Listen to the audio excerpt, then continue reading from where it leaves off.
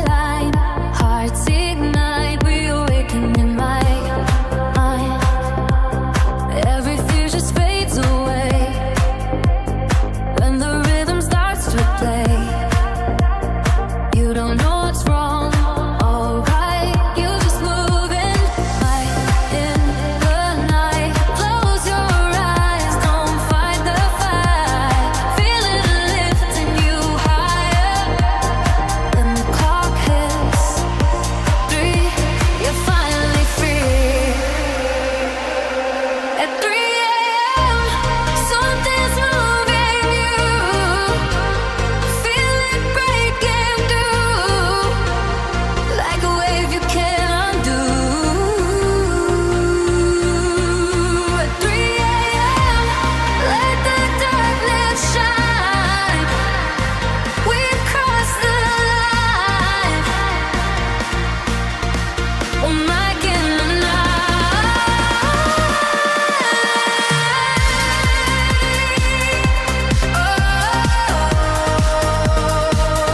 feel the bass ignite.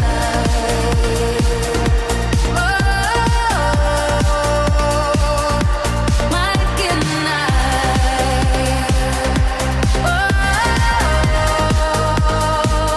feel the bass ignite.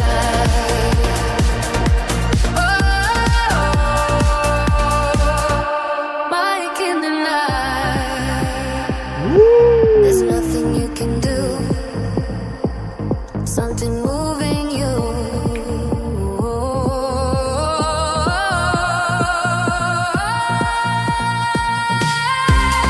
Mike in the night. In the night. In the night.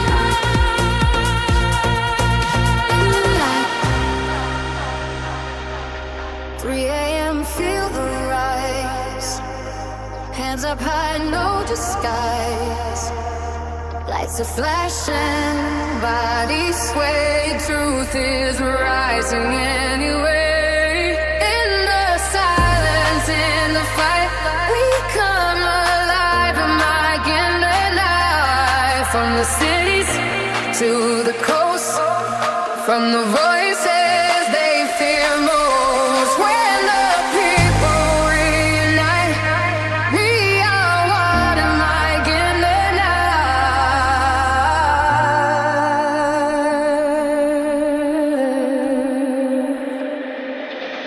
3 a.m. 3 a.m. 3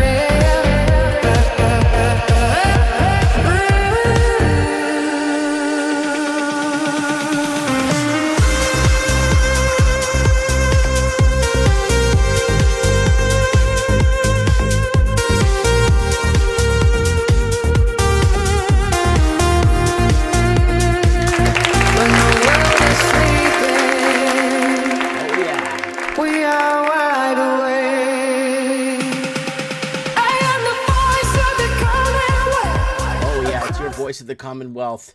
Today is, it's a good question. What is today? Today is Monday, the 16th of March, 2026. We are in week 12 of 2026. And I bid you all good morning, good evening, and good night to wherever you be watching this transmission. Whether you're watching us from your camper or cabin in the woods, or maybe relaxing on a friend's lazy boy, or just couch surfing somewhere or bumming around town, people of the night, welcome to Mike in the Night. It's 3 a.m. and something is moving you. And thanks for being here tonight, guys, wherever you're watching from, wherever you're listening to this transmission from, or if you're watching us on replay. I got someone messaging me telling me that we are not live on Rumble, and we did set up the feed for Rumble, and we are not live on Rumble. We may be banned again on Rumble. So it happens. We've been banned on YouTube 21 times on YouTube. We've been banned 21 times on YouTube. Rumble a few times. And I think, what was it? A couple of them, they just don't let us stream on there. They don't want us. They don't want our presence. So for years now. Years and years and years. So here we are, guys. The 12th week of 2026. And again, thank you for being here on Mike in the Night. And the live chat is moving nicely here. So thanks everyone for being here. We're gonna have a lower count because it looks like Rumble is completely offline right now, and there's nothing. Let me see if I can go on the back end and see if I could get this thing going on in the back end, because I don't want to lose our some of our followers, you know what I mean? Like, because they missed the show tonight because for some reason Rumble doesn't want us live anymore, or doesn't want us to go live, right? So I'm just going through the back end here real quick, guys, to see why it isn't working. And no, it's not working. All right, guys, so we are not live on Rumble tonight, guys. I'm really, really, really sorry for 641 not being available there. But we are working on Facebook, Instagram, YouTube, and everywhere else seems to be working except Rumble. So there's no way to get messages out to people on there. And that's why I'm going to tell you right now. There it is. If you don't want to miss an episode of Mike in the Night, email me directly. Just email me, MikeMartins1980@gmail.com, MikeMartins1980@gmail.com. Go ahead and send me an email. And ask me to add me to our list. Then I'll email you when we go live. And then you won't miss the show, okay? So sometimes we have to move around different channels. Sometimes we have to move around through different platforms. But it's just been a big problem trying to get things working on certain platforms, and then we're not welcome on the page anymore, and then we get an email saying we're allowed to re-live stream. It's a total mess and a nightmare. So here's the email, MikeMartins1980@gmail.com. So go ahead and do it like that, guys, and then this way I know you know. And if we're not on a certain platform, then I'll send you the link of the one we're on. So this way you don't miss the show, okay? So it's March. Oh my God, it's March 16. We're quarter through the year. And the year's just flying on by. It ain't slowing down for no one, right? And like tonight's title said, the illusion is ending. The illusion we've been warning you guys about is ending. It's coming to an end, folks. The illusion is coming to an end. And it's really, really scary. What is, okay, someone just messaged me and says your Rumble feed is now working. So, okay, looks like Rumble's up now. Something's wrong. I don't know. So, sorry for the people on Rumble. Okay, so here we go, guys. 641. Let's go into a quick channel plug before we go into anything else. I was just warming up here while people start showing up. So, guys, if you want to buy your boy a coffee, there it is right there, guys. You can buy me a coffee. I do not get paid to be here. I do not get paid to broadcast. I do not get paid to make any videos. Someone just sent me a super chat, $10 US. Thank you. Here's a little bit for all the hard work you put in. Not a lot, but might help. It does help. Thank you. Capetto Costa. Thank you very much. All right. Capetto Costa. No, Capetto Coast. Sorry, I got my Portuguese brain in my head right now. Sorry, guys. Okay, there it is right there. Donor box. There he goes right there. If you guys want to buy your boy a coffee, go ahead and do it through there if you want. And here we are on YouTube, guys. And I don't know why I'm showing you my YouTube channel today, but yeah, there it is. And Facebook, guys. You can also find us on Facebook in case you can't find us on YouTube or Instagram where we get banned back and forth. Instagram, here we are right here. And TikTok, we're dodged another bullet on TikTok, but we're now we're shadow banned again. So we dodged another big bullet on TikTok. They are constantly trying to get rid of us. And if you want episodes of Mike in the Night, go to mikeinthenight.org. mikeinthenight.org. I'm going to make a whole jingle, mikeinthenight.org jingle, to go to watch past episodes of Mike in the Night. Here they are right here, mikeinthenight.org. And if you want to shop Mike Martins, go ahead and do that. The system is tightening. This is such a cool store, guys. I've been spending a lot of time. I don't make many sales. I don't really sell. I maybe sell 2 items a year. But I want to put it out there for people that like the show or like the channel or like the idea. There's the paste. There you go. And people are saying, oh, you just have a YouTube or you're on social media to sell stuff. No. If I had to live off the 2 items a year I sell on there, I'd starve to death. So there it is right there. And I ordered this last week, this Mike of the Night mug, I really like this mug. So if you guys want to support the transmission, you could do it that way too. All right, it's Mike of the Night. And it is the 16th of March, 2026. We are in week 12. And the war that we predicted has kicked off exactly like we told you. And the Strait of Hormuz, the whole thing is going to be a big pressure cooker. And here it is. Everything we said. Condo crash. Over leveraging. Oversupply. Money laundering. China. Everything we told you that is destroying the Western countries. Everything we warned you about. The price of food's going to skyrocket. I went back and watched 10, 8, 7-year-old videos about price of food going to go up and you can't afford to buy food. I was reading the comments on those videos from 8, 9, 10 years ago. That will never happen in a first world country. Our governments will protect us on the price of food. They'll never let us starve. They need us. Right there. Woo! Yeah, they need. Let's get a round of applause. They need us. They need you. Yeah. Yep. All right. Okay. Well, people are commenting. So BB, that piece of shit, has another. Yeah, we told you about. We got banned off of X. Elon fucking Musk's X. We got banned off of X because of a video we made how Hamas got played. We were covering the 37 or 32 or 39 weeks of straight protests in Israel. Not my prime minister, Netanyahu, out. We were banned off X. We were permanently banned.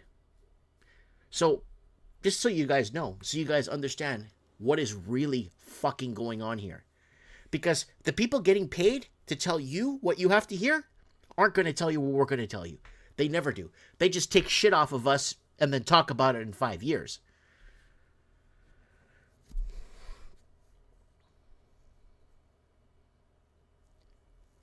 So someone's saying here, keep doing what you're doing. People who actually research and follow the facts can see what you're pointing out. Real journalism should question power. And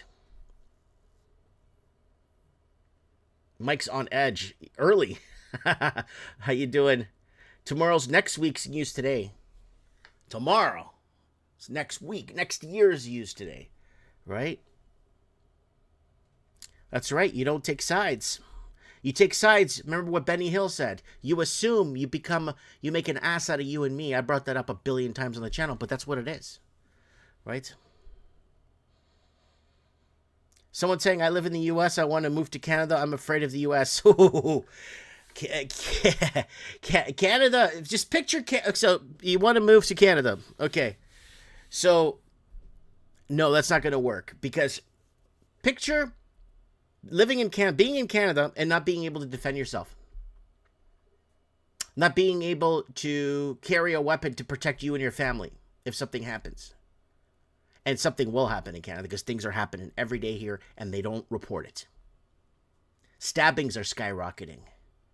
Fucking the East Indians and Pakistanis and Sri Lankans are going into liquor stores and loading up on liquor and walking the fuck out. And no one does nothing about it. And they have them on fucking camera. And no one does nothing about it, right? Right. Trust me, you'd want to be in an open carry region in America. Open carry. Get a gun.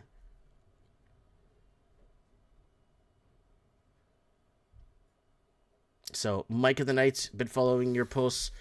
Unfortunate what's happened with your visibility. Keep it up, my friend. You're doing good work. Yeah, thanks ahead of the curve there, Leo. Thanks, buddy. What it is my stuff still gets out through other content creators, even major content creators. Take our word salads discussion pieces and paraphrasing or whatever the hell you want to call it. And they take it and people applaud them on the show. Wow, you came up with that yourself? No, that was on Trends in the Housing Market last night. No, that was a quote from a movie. No, that was on the, yeah, it just, yeah. Yep. So, all right, let's keep going here. Let's keep going. Let's get into some headlines here for Mike in the Night. We're approaching the 6 p.m. hour here. And I want to start in Toronto. I really want to start in Toronto, in Canada. I want to start in Canada for a reason. So Toronto condos in recession filled with supply no one wants. BMO. So here's your oversupply on the markets. Nobody wants these condos. These condos were basically built for Chinese investors. Originally, Chinese investors. We have the video up if you want to watch it from 8 years ago, where Chinese were making fun of Canadians at a condo exhibition in China, where they were selling condos in Canada, in Vancouver, and they were making fun of Canadians, making fun that Canadians can't even afford to buy their own real estate. And the Chinese were gobbling up the real estate then in Vancouver and making fun of Canadian people. And the oversupply is here. The Chinese money laundering stopped in March of 2024.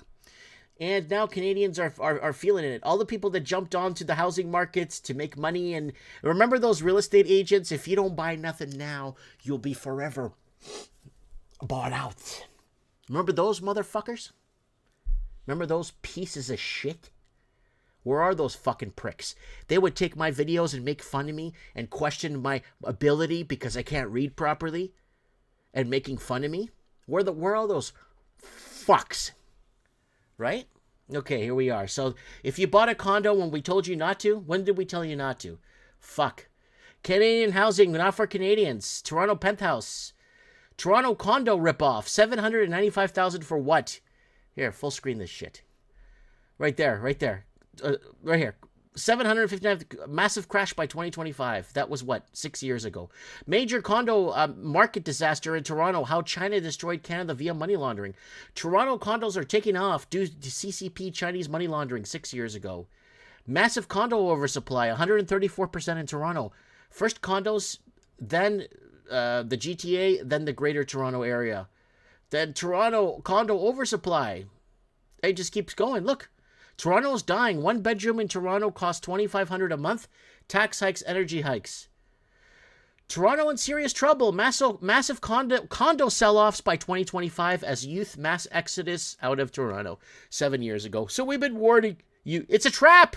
Toronto condo buyers beware. Major financial impacts ahead. And they will raise rates 7 years ago. So what did people do when I made these videos?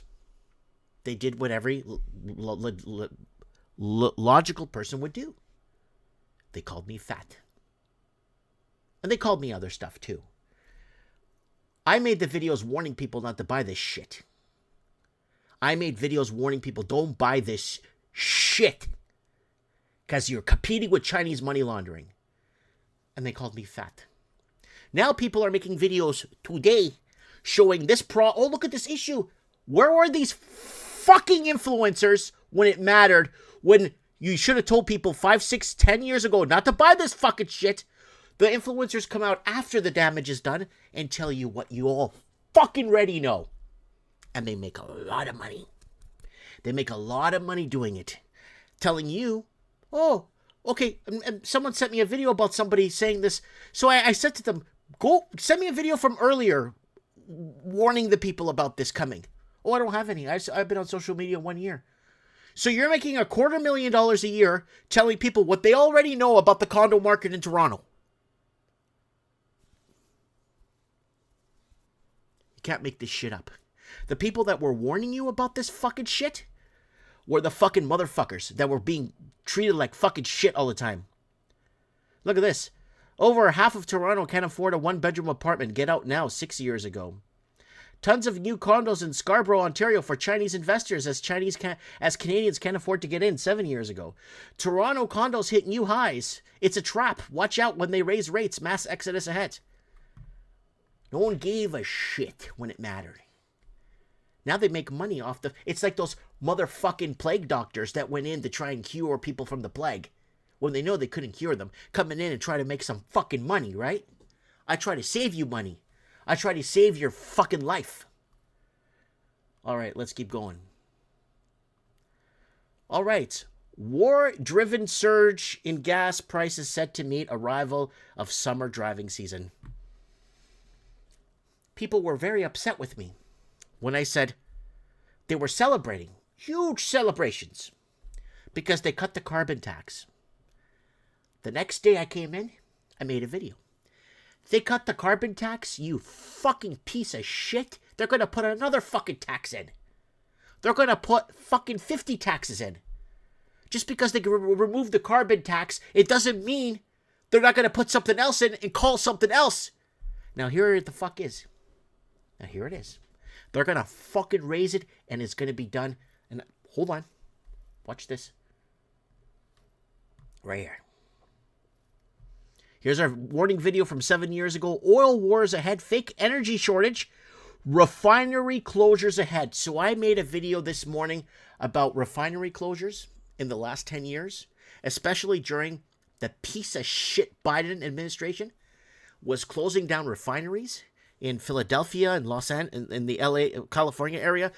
Or Texas too. They were forcing and closing down gasoline refineries.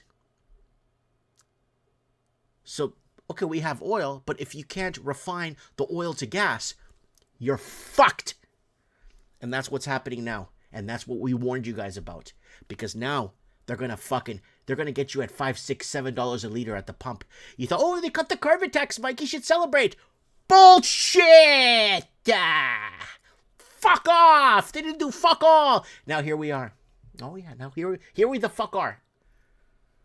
All right, someone just sent me a super chat for $2. PPPPI, better hope those condo loans are non-recourse.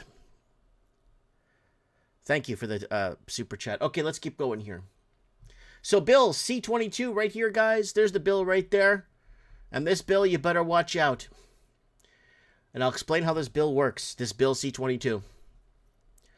Bill C-22 is designed of another layer of fucking six-figure income government fucking piece of shit workers. Fuck you!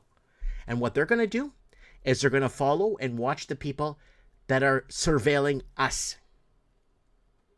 I'm going to make myself real clear here so you understand what the fuck I'm saying. You have the guys that surveil us. They're going to put a layer of another government fucking level six-figure income foreigners to watch. Those people are going to watch the people that watch us. Isn't that good, Mike? Because now they're going to see who they're... No, here's how it works. They're surveilling a Muslim gang in Canada. The guys above them now are going to say, why are you surveilling a Muslim gang? That's fucking racist. You better go and follow companies and shut down those little mom and pops companies. White Canadians. You go after those people. That's what those motherfuckers are going to be put in there to do. They're going to be put in there. So if you're surveilling a black gang, an Afghan rebel gang, a fucking Somali fucking terrorist group, at that level, they'll shut down the bottom level and say, you can't follow those people. You can't track them. But they're a security threat. We don't give a shit. You go after Whitey. You go after the guy that built this fucking country. You don't go after them. So that's how Bill C-22 works right there, folks. You could read it in plain English right there, and it tells you exactly what I just fucking said. And food. Piece of shit. A fucking piece of shit. Oh, this motherfucker. Food inflation still high as Mark Carney can't blame war for that. You blame China for that, you fucking prick. You see? Because the price of food is catching up to housing and fuel and everything. The price of everything is catching up to housing, right? And we told you, this guy in November 2022, that this man will come in. He's going to be your next prime minister to protect Chinese Communist Party interests and protect the fentanyl trade like he's been doing. And that's what's happening. So you guys know, this fucking piece of shit. So the latest numbers of inflation from Stats Canada showing overall inflation dropping are already outdated. So people can't afford to buy food, and what do we say? Here we are. Look at this. Look at this video from 10 years ago I made. Price of oil dropped, but food prices still go up. They can't hide inflation anymore. Foodflation hikes 10 years ago. Food prices set to skyrocket in inflation in a city near you. There it is, 6 years ago. $600 for food. Price of food is skyrocketing. Foodflation. People will be wiped out by 2023. Well, there's so many videos here we made about food. Living a basic lifestyle is getting expensive. Food going up fast. So 400 is a food haul video 8 years ago I made. You're getting the taste of inflation. Food prices up. Gas and diesel set to skyrocket 4 years ago. So, Canadians say it's getting harder to feed their families and afford food. Afford food. Inflation in food prices hidden 6 years ago. Yeah, I don't know what to say, guys. I don't know what to say, man. It's like we told you so. We were trying to warn you when it mattered.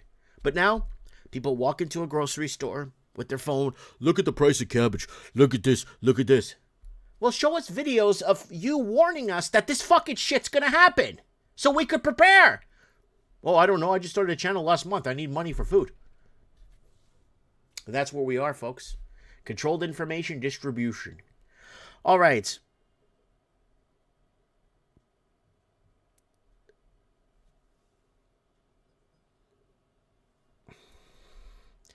So we got people, Mike and everyone. Oh, Anaki, thank you for being here. It's kicking off now. Nowhere to run and hide. Anaki, listen. You told me like 4 weeks ago you were gonna call in. You're gonna call into the show really hot and heavy, and you were pissed off about something. And I'd like you to call in and tell us what you were pissed off about, because you warned me. You warned me that you were gonna be pretty hot-headed. And I tried calling you the week after for the show, the week after that, and we never got you. Because I know you were really pissed off. And you wanted to come on and say something, right?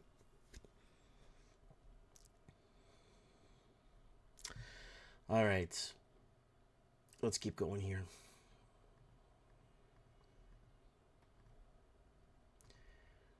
All right, let's go into some more talk here.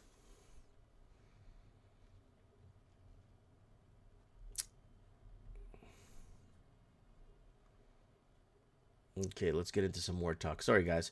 Just going through some messaging here. See who's available. All right.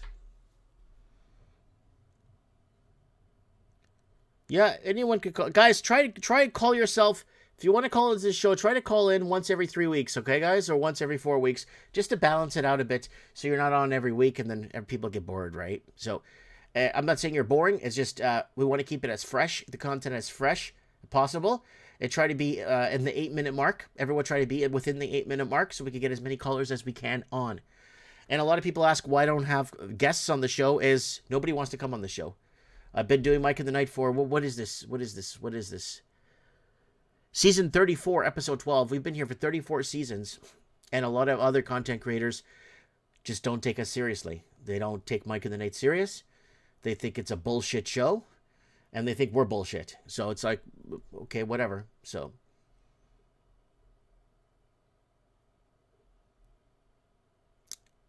we got Mouth of the South in the house. How you doing, buddy? Hey, Mike, my internet is too shit today. Hopefully, I'll be hooked up to Starlink. Yeah, okay, don't worry, Anna. Yeah, I'd like to hear from you. I'd like to hear from you. What's going on? You know what I mean? All right, let's get over to some more news. And Iran War live updates. Let's refresh the live updates here. Iran War updates. Okay, 1 hour ago. Okay, 1 hour ago. Iran's war strategy working against U.S. and Israel.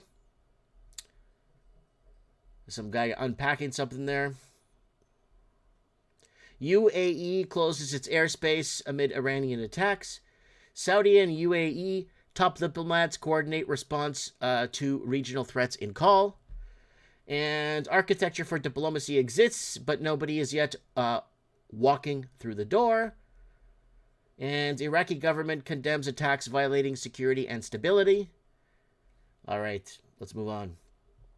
U.S. is not loyal to you. Israel is your enemy. Iran's top secretary official warns Muslim nations. So Muslim nations in the area are being warned by this guy right here. Iran's top security official has told Islamic countries that the United States has proven it is not a reliable partner for them, and that the Israeli regime is their enemy. And there's a lot of people that would agree with that. And U.S.-Israel bombing campaign sparks outrage as civilian toll mounts in Iran. And over 600 Iranians killed, including women, children, with residential building, hospitals, and schools destroyed despite Israeli claim of precision strikes. Israel admits attacking non-military sites, leaving 21,720 civilian structures damaged, including homes, hospitals, and schools. And Iran accuses IAEA of delaying verification of nuclear compliance, enabling Western powers to justify war under false pretenses. And a U.S. Tomahawk missile struck an elementary school, killing 170, mostly children, with CENTCOM blaming outdated intelligence, yet the double-tap strike suggests intentional carnage. So there it is right there. And IRGC orders evacuation of U.S.-linked industrial facilities in West Asia region. So the Islamic Revolution Guard Corps, IRGC, has once again urged workers to evacuate the U.S.-affiliated industrial facilities in West Asia ahead of Iran's retaliatory attacks. That's today's date. We don't have a supply problem. New South Wales government meets with industry leaders as fuel crisis grows. And they have about 32 of the state's 3,000 petrol stations are running low or running out of petrol, especially in outback regions. So you're going to start to see the oil fuel wars we talked about years ago. The fuel wars are here. After the fuel wars will be food wars. And then after the food wars will be the water wars. And it's going to happen just like we're telling you here. But that's okay, because somebody's going to start a social media influencer channel in about 5 years, and they're just going to take what we said here, and they're going to tell you in 5 years what we're telling you today.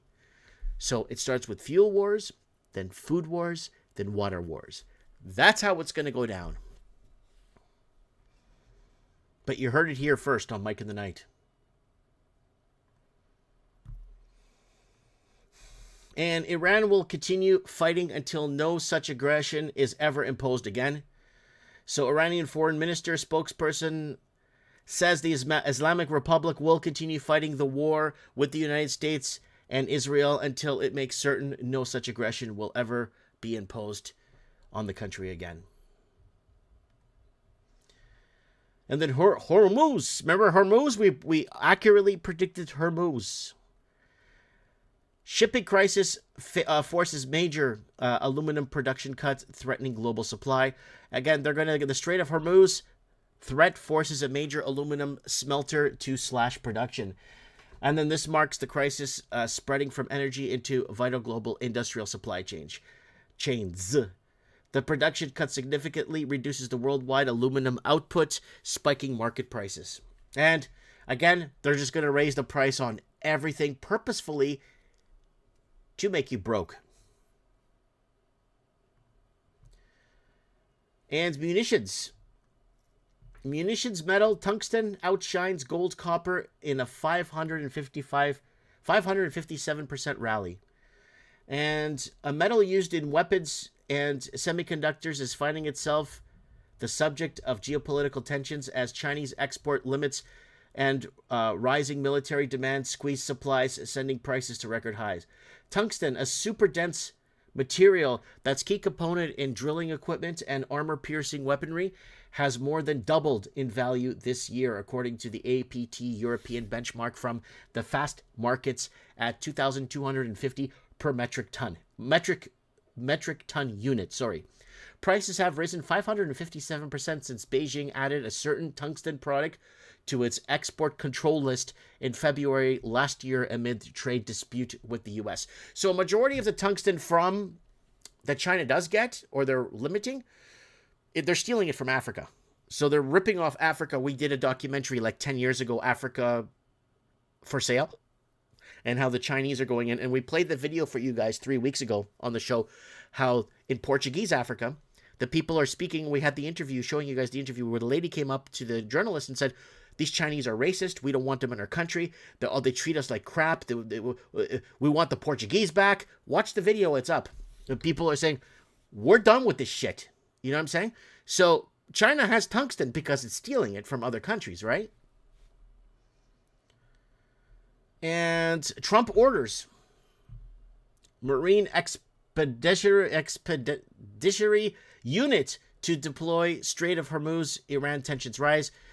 Man, here we go. President Donald Trump has ordered thousands U.S. Marines to deploy towards the Strait of Hormuz. As tensions between the United States and Iran intensify, the deployment approved by Defense Secretary Pete Hegseth includes Marine expeditionary units centered on the amphibious assault. So here it goes into the ships, and the force features the 31st Marine Unit, which includes 2,500 Marines with aviation, logistics, and naval support capabilities. So here it is. It's happening. We accurately predicted the Strait of Hormuz. We accurately predicted, accurately to a T, step by step, predicted Venezuela and how it was going to be taken, and how they were going to go in and take, and they were going to seize oil tankers. Go watch our videos from a year and a half ago, how Venezuela was next, how all this shit's happening, because the playbook is telling you so, right? European leaders reject military involvement in the Strait of Hormuz. So Europe does not want to get involved in this war. European leaders have rejected demands by the United States President Donald Trump to help ensure freedom of navigation in the Strait of Hormuz. So European leaders are not even, they're backing down on this one. And like we said, America's making a big fucking mistake they're making a massive mistake going into, they won't win Iran. And we told you, I found a video that I made when I was living in Vancouver in 2013. America will never win Iran. You'll never win Iran. Iran is not Afghanistan, like we've been saying. And let me see here. Where is it? Where is it? Where is it? Here it is.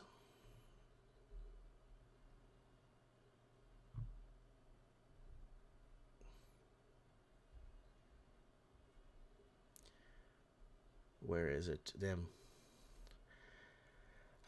Sorry guys, I'm just looking for something here and it's not giving me it. It's giving me something else.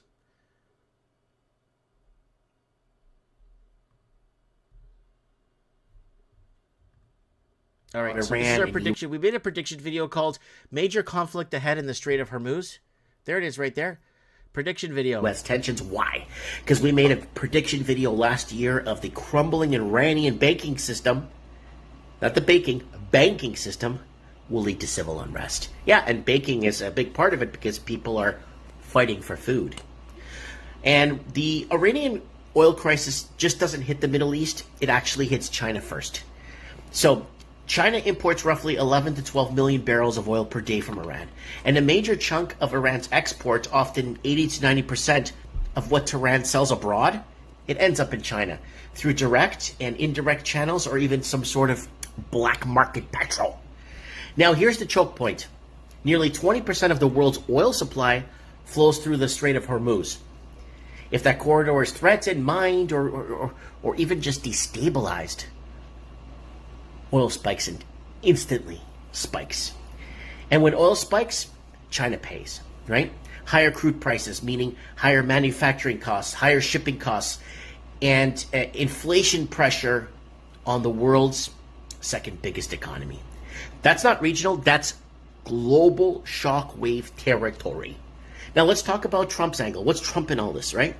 Iran policy has historically been maximum pressure, sanctions, targeting, all the exports, tanker networks, financial pipelines. And what's the goal? To cut off Tehran's revenue, force negotiations, and weaken the region, right? But here's the strategic layer. U.S. is squeezing Iran economically, so it squeezes China indirectly. If Iran oil gets restricted, China must scramble for alternatives, often in way higher prices, or put pressure on Canada's oil, right? And he's doing this without firing a shot, right? Remember, folks, Iran functions like a lever on the global market. Iran sits on one side of the lever, and China sits on the other. And if the Strait of Hormuz is at the breaking point, the lever moves, oil moves. If oil moves, markets move. And if markets move, the world feels it, and you know it. My prediction in this one, or what I think the playbook is telling me, major conflict ahead in the Strait of Hormuz. They'll shut things down again, or even a major naval battle to hold control of that position. Mike Martin's here. I have spoken. And that was before a single shot was fired, before anything happened. Someone said in the comments, but people have been talking about the Strait of Hormuz for years. I'm talking about it there and then and why it has to. I could be talking about the sun 10 years ago. Or I could be talking about a power outage from 10 years ago is going to happen. But specifically targeting why there's going to be a power outage for a specific time and a specific place. People have been talking about, you know, dirty bombs coming into America or things happening in specific trajectories in the future. But if I do it, I try to explain that moment why it's happening in that moment. Oh yeah, we've been talking about Taiwan and Hong Kong. Sorry, China and Taiwan for years. But when the time is right, I'll come up with it and say, okay, here we are now. And this is what is going to happen and why it's going to happen and what we told you before was going to happen, right? So all I do is go back to older videos I made, watch what I said, and say, oh, okay, I see why I said that. Here we are now, right?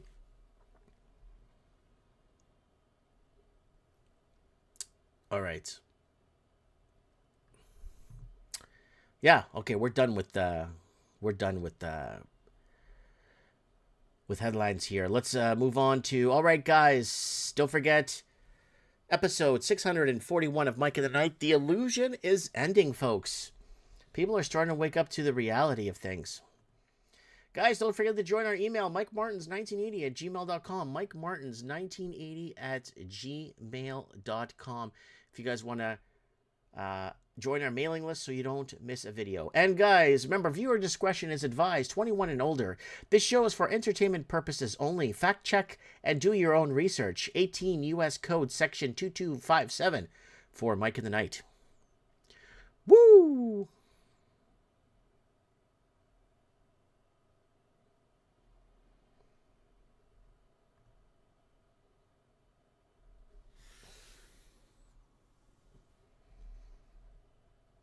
So,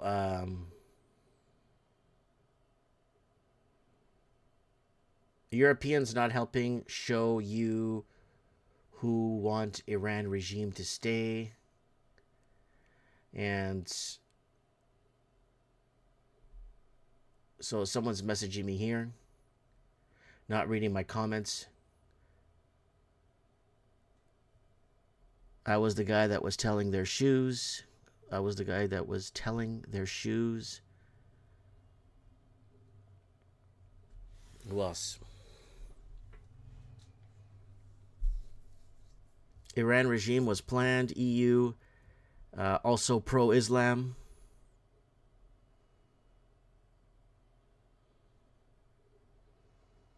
Checking in from Cebu. Thank you for being here. Agenda 2030.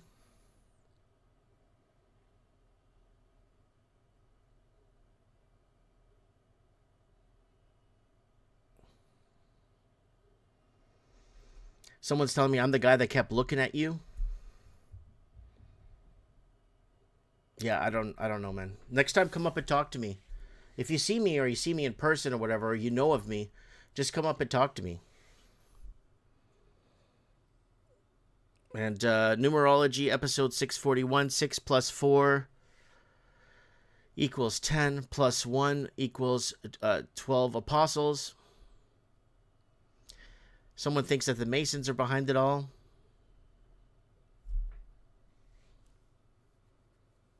So, here we are, folks.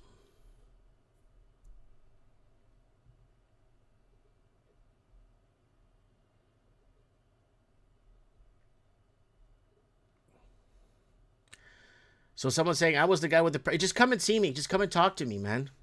I was the guy with the pregnant woman. I don't know. Holla G-Unit.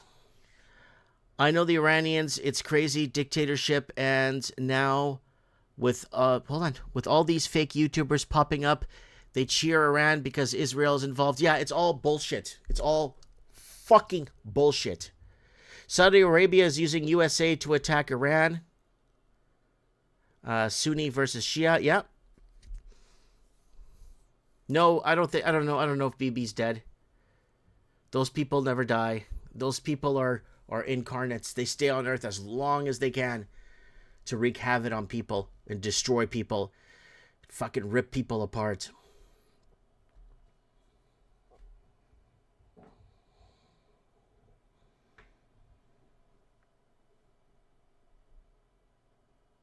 So someone's saying, if I see you, then it's guaranteed to be you in the ICU. Oof. Yeah.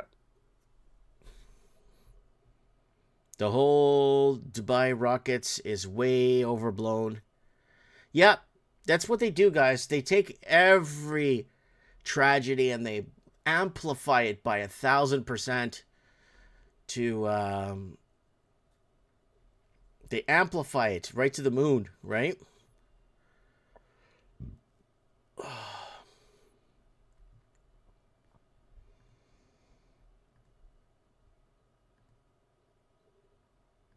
Anyways, someone's asking me, why would that person threaten you? People threaten me all the time. All the time. All the time. And I have my store, 1925 Colchina Avenue. Nobody comes inside. People have a problem with me or whatever, nobody comes and sees me. I'm at my store. I even made a video showing you where I sit and what street to take when you come to see me. When you come to see me, I'll even show you where to park your car to come inside and see me. I always get people threaten me all the fucking time. Yeah, it's orchestrated oil shortages. That's all it is. I want you to understand that this is a mini war is about U.S. destroying the nodes of power that London uses to manipulate the world. Trump is at war with the British imperial system, says Paul Walker. Paul, you should just call in and explain.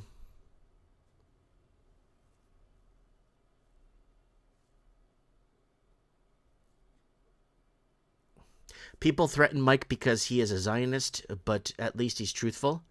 I'm no Zionist, guys. I'm part of the military order of Christ. I'm no Zionist. I'm a numbered military order of Christ. I'm no fucking Zionist.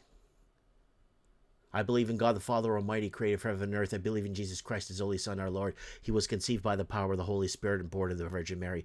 He suffered under Pontius Pilate, was crucified, died, and was buried. He descended into hell. On the third day he rose again. He ascended into heaven, and he's seated at the right hand of the Father.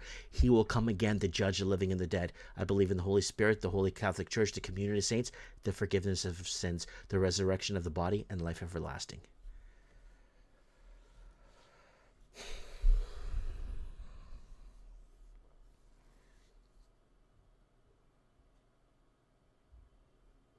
No, military order of Christ. Big difference, guys.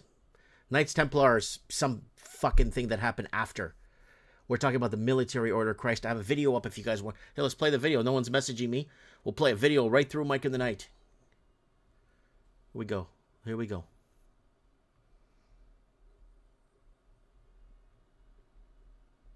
Video's right here if you guys want to watch it. Military order of Christ.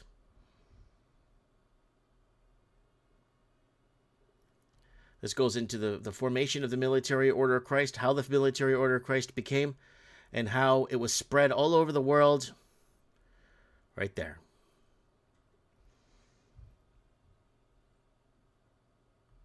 All over the world. Watch that video. Knights Templar, the formation of the order of Christ, from Templar persecution to the Templar cross.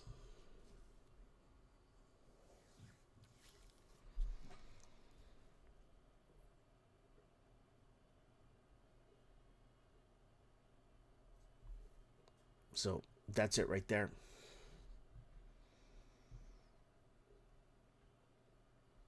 So I'm going to leave it open lines for you guys to call in. Ellis Boy should call in. He's got if you're very active in the comments, you should call into the show. I'll give you guys my Instagram and you guys can call in. And you guys could say what you have to say. And here we go. There's the Instagram right there. I'll give you guys the my Instagram. Just add me. Just send me a message. I'll go into...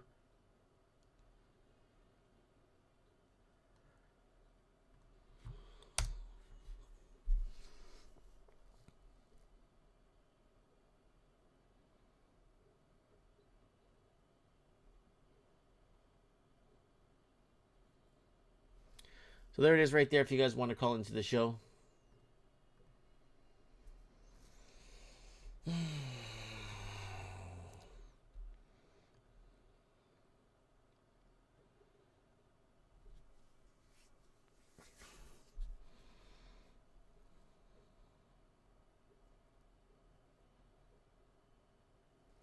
I tried to go to a church that belonged to the community that always obedient to Jesus.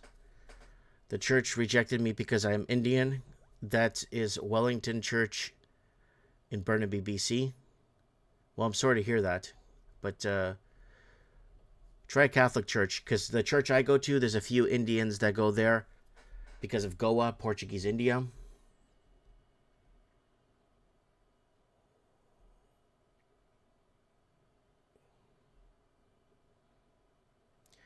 Oh my God, look who it is. The Drab 4. Is it Drab 4? How you doing? I haven't seen you in a while.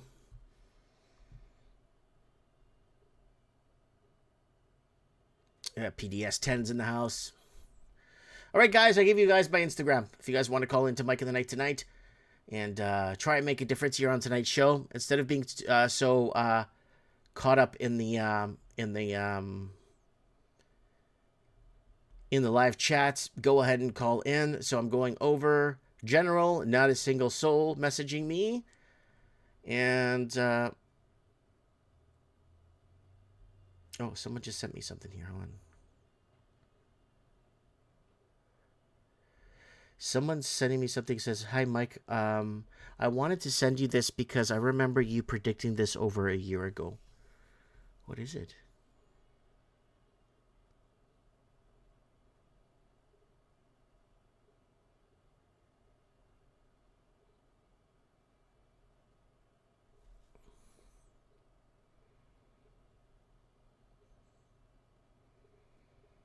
Interesting. Yes, I did predict that a year and a half, 2 years ago. All right, guys. Can you guys let me know if you want to call into the show? I got the hidden requests open in case it goes under hidden, which I don't have any. I don't have anything here under message requests. General Mike of the Night messages, and I have nothing in the primary chat. So if you guys want to call in. Oh, I reminded me, I'm going to send you something. This is how Canada is looking like India. I'll send it to you. Okay.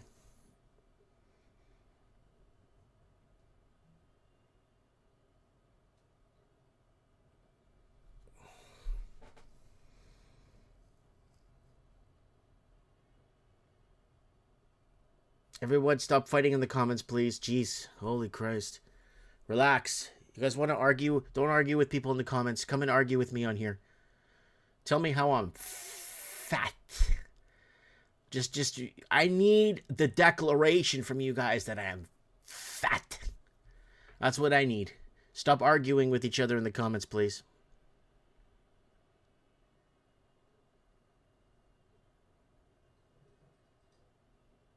Someone's asking me, are you going to do the stereotype thing that churches will take a person and forgive them? That's bullshit.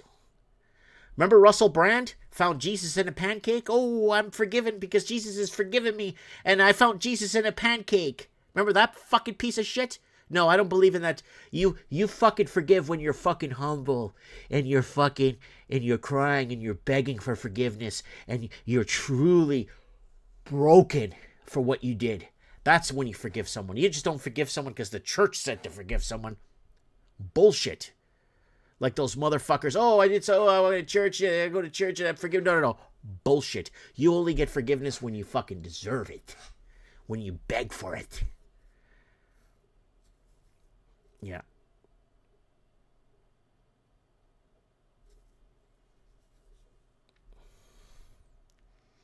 All right, guys. Let's see if we could get some callers on the show here tonight.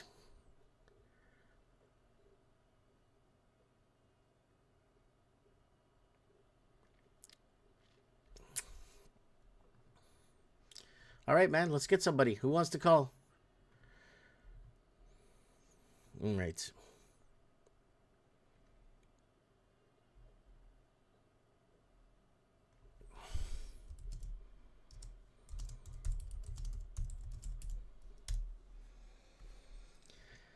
I don't know. I got a lot of people here, but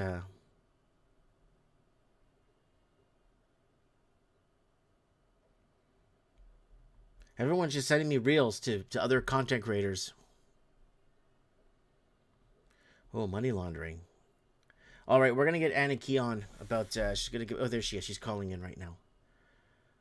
Let's see if we can get Anna Key on the show here. Hello, Mike, Sharon, sorry, Anna. Anna Key. Anna, my brain's a little bit scatty. I'm sort of sitting around waiting for a lawyer to call me, and I'm sitting around waiting for my Starlink installer to call me, and I just kind of, got a bit of ants in my pants and went, oh, I'm going to call you regardless and hope for the best. Well, it's working. We hear you perfect now. Okay. If you recall, I know. 3 weeks ago, I remember. I was so pissed. It's to do with the hate speech laws that were passed after the Bondi shooting. Mm-hmm. It's so disgusting that it doesn't really matter what you do or say. Somebody just has to take offence, and it's retroactive and it's immediate, and you have no legal representation and no rights. It's the most disgusting bill known to man. What's and the bill I was called? So angry when I was.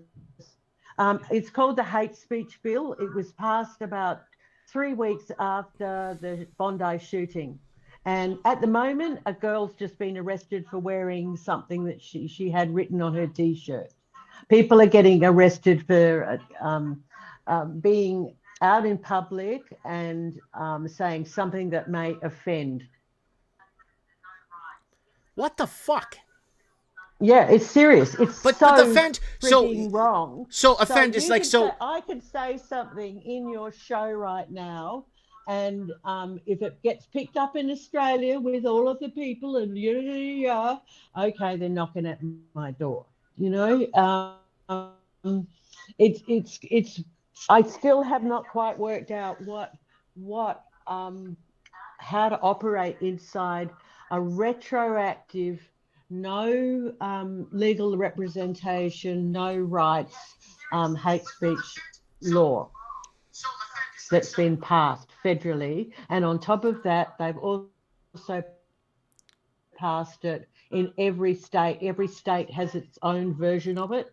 So it's really gagging. It's a gag. Everybody's been gagged, and they're showing it on the news with a girl at a rally recently. And like in Australia, there's a lot of people that are pro Hamas and pro Palestine. You know what Australia needs? Australia needs to be pro-Australian and fix its fucking country and take out that $1.8 trillion that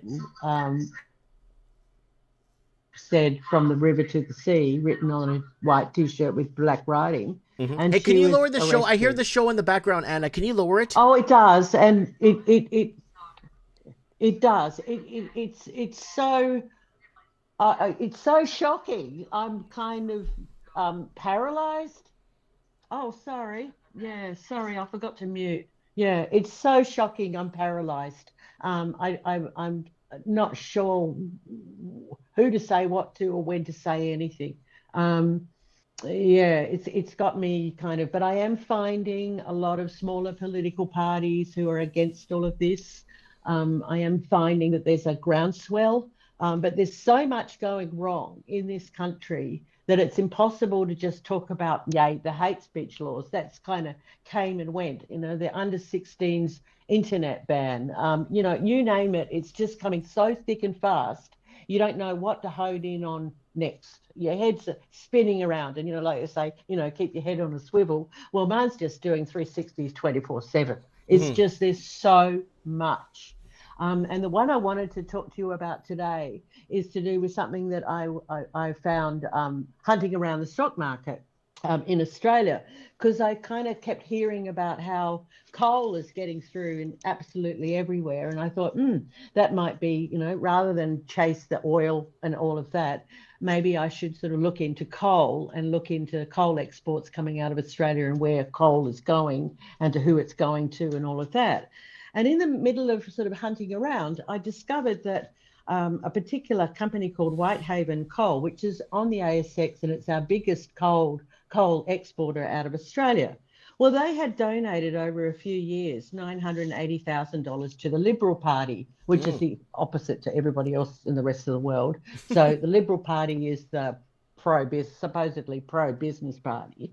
So $980,000 over a few years has been donated by Whitehaven Coal to the Liberal Party.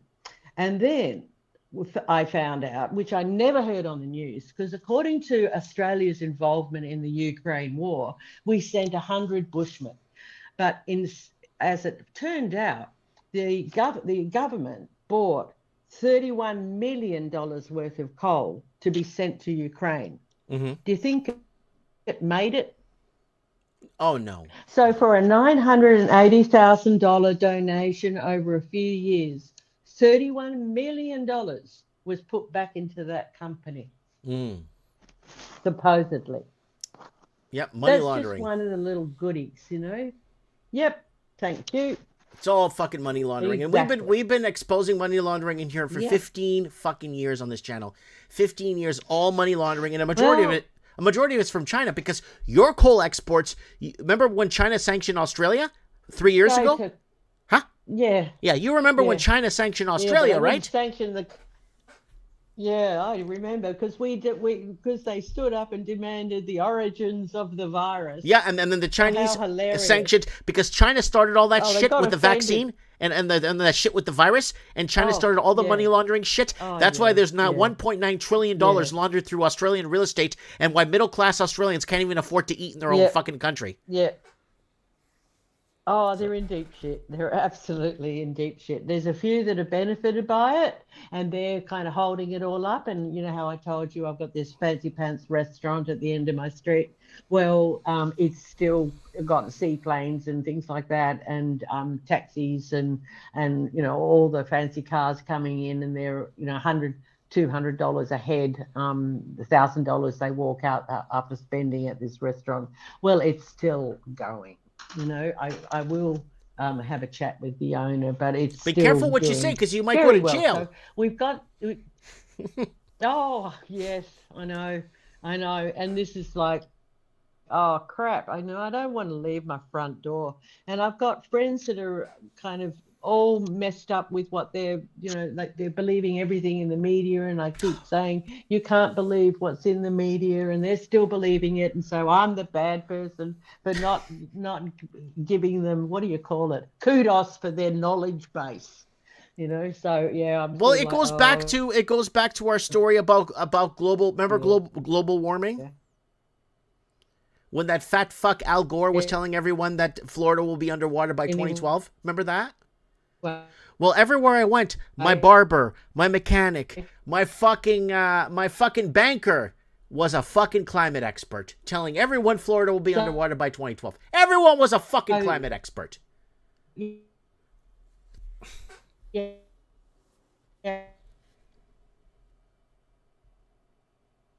Hello? Yeah. Hello? Anna? Anna? Guys, I think we lost Anna from Australia. I think they're getting on to her. She said something. They're going to be knocking at her door. All right, someone asked a question. Mike, did you hear anything about August 12th this year about Earth going to lose gravity? Not sure if it's true, if it's going to be bad. It's not true. It's not true. You know why? Because if Earth was going to lose its gravity on August 12th, I would have told you a long time ago about it. You would have heard it 5 years ago. So don't worry about that. That ain't happening. They're stealing our wealth. That's correct. Yes, 100% caller. Great caller. Yeah, I know. Antarctica was melting. And Antarctica has now got, I don't know how much sheets of ice now. It's got Antarctica and the North Pole have got re-snowed in. Yes, I had a barber.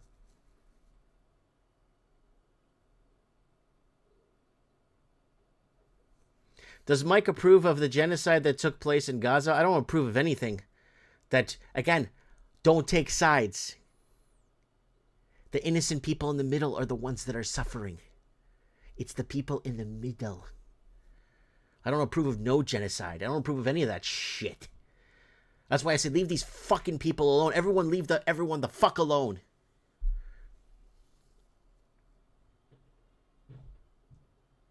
Apparently I'm against Canadian fishermen too, and I'm against Canadian farmers. I'm against them. Fuck you! I'm against everything.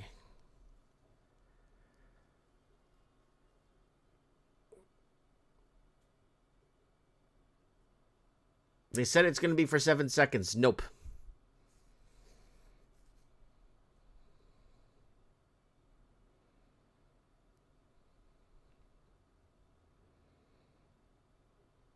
So. All right, let's see who else is out there tonight on for Mike in the Night.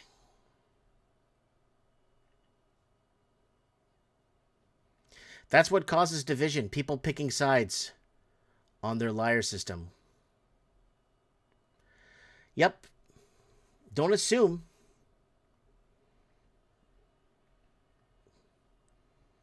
Anna, you there? I hate that. What?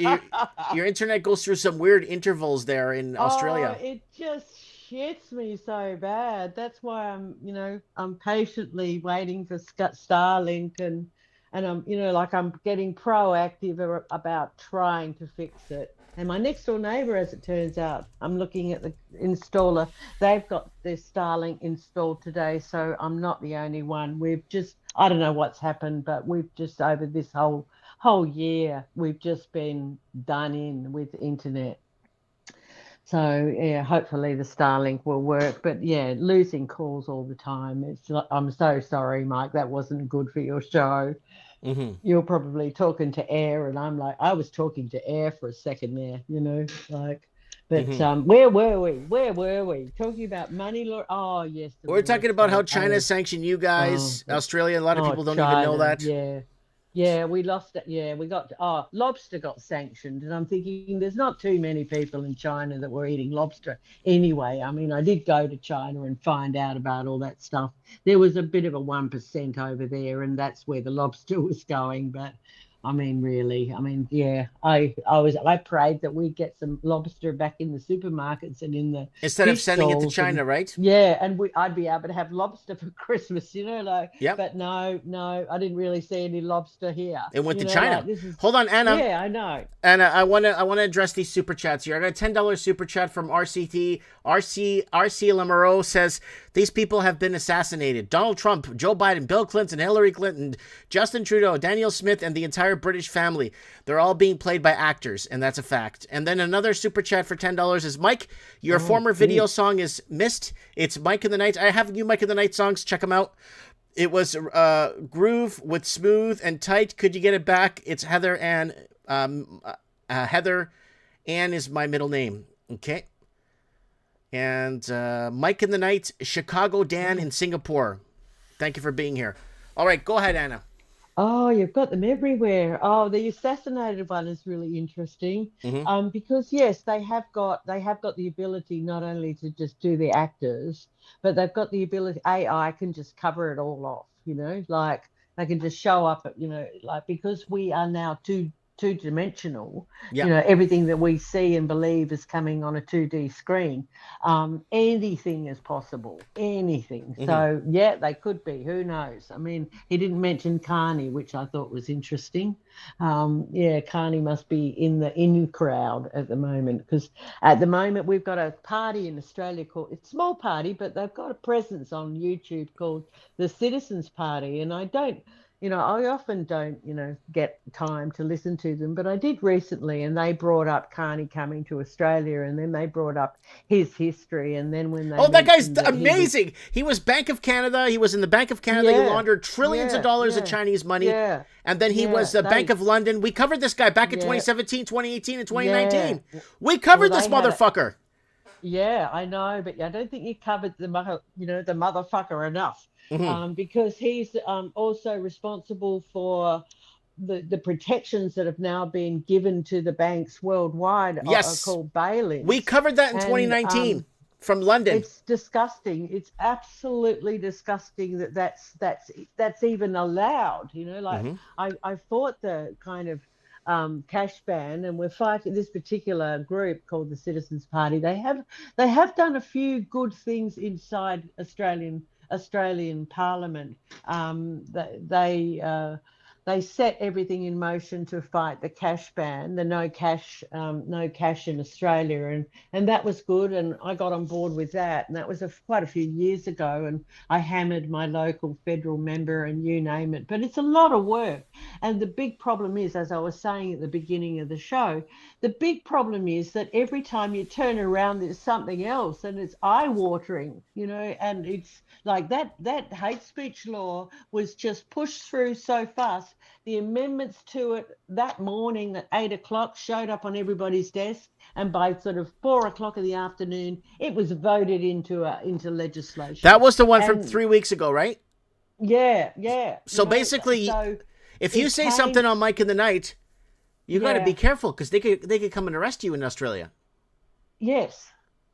Holy shit. So let me say it, and then you just say yes or no, or you just don't even...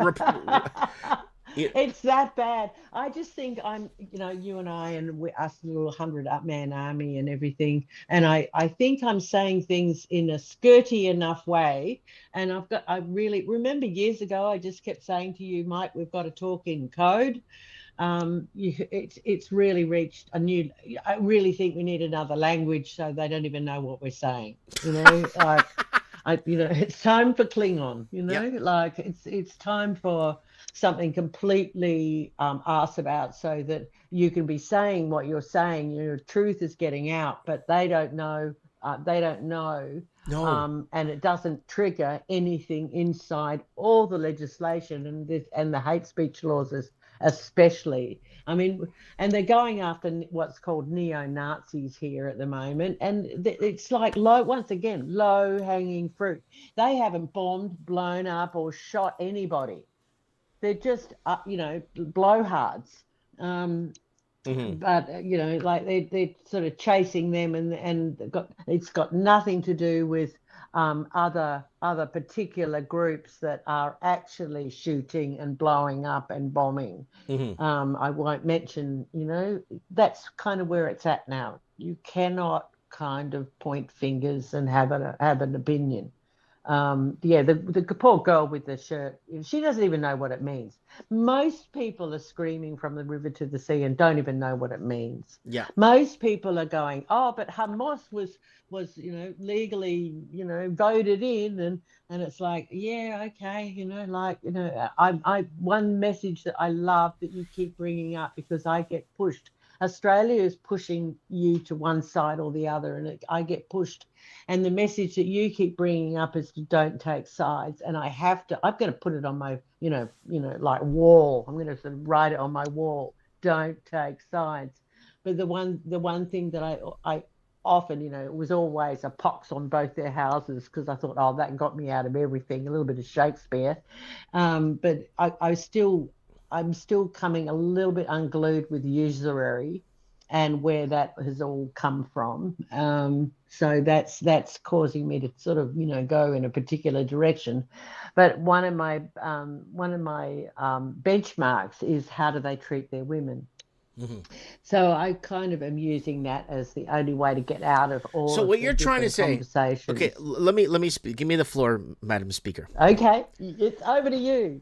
I want to. Okay, so I have videos back in 2015, 2014, 20. We're making videos like debunking Islam, and not in a bad way. We're just debunking it from the literal, like literally, through. Now, I had this thing going for a while Yes. where we were talking about the modern day Arabic that's used in Islam. The Alhamdulillahi Rabbil Alameen, Bismillah Rahman Rahim, the one of the surahs. The problem with that surah is it's all modern day Arabic with the alif, the bay, the kasra, the fatha. All that modern day Arabic didn't show up to the year 1100. 600 Well years down the track. after Muhammad died. So my Yeah. question to you, or if I bring up a video saying, well, this is what the Arabic surah is saying. Now the fatha and the kasra says this, but if you remove the punctuation here and remove this means morning, and none of that stuff existed with the kasra and the fatha and all the different punctuation didn't exist till the year 1100. Now, if I make a video debunking that and saying, well, it looks like there's 23 different Qurans, which there is.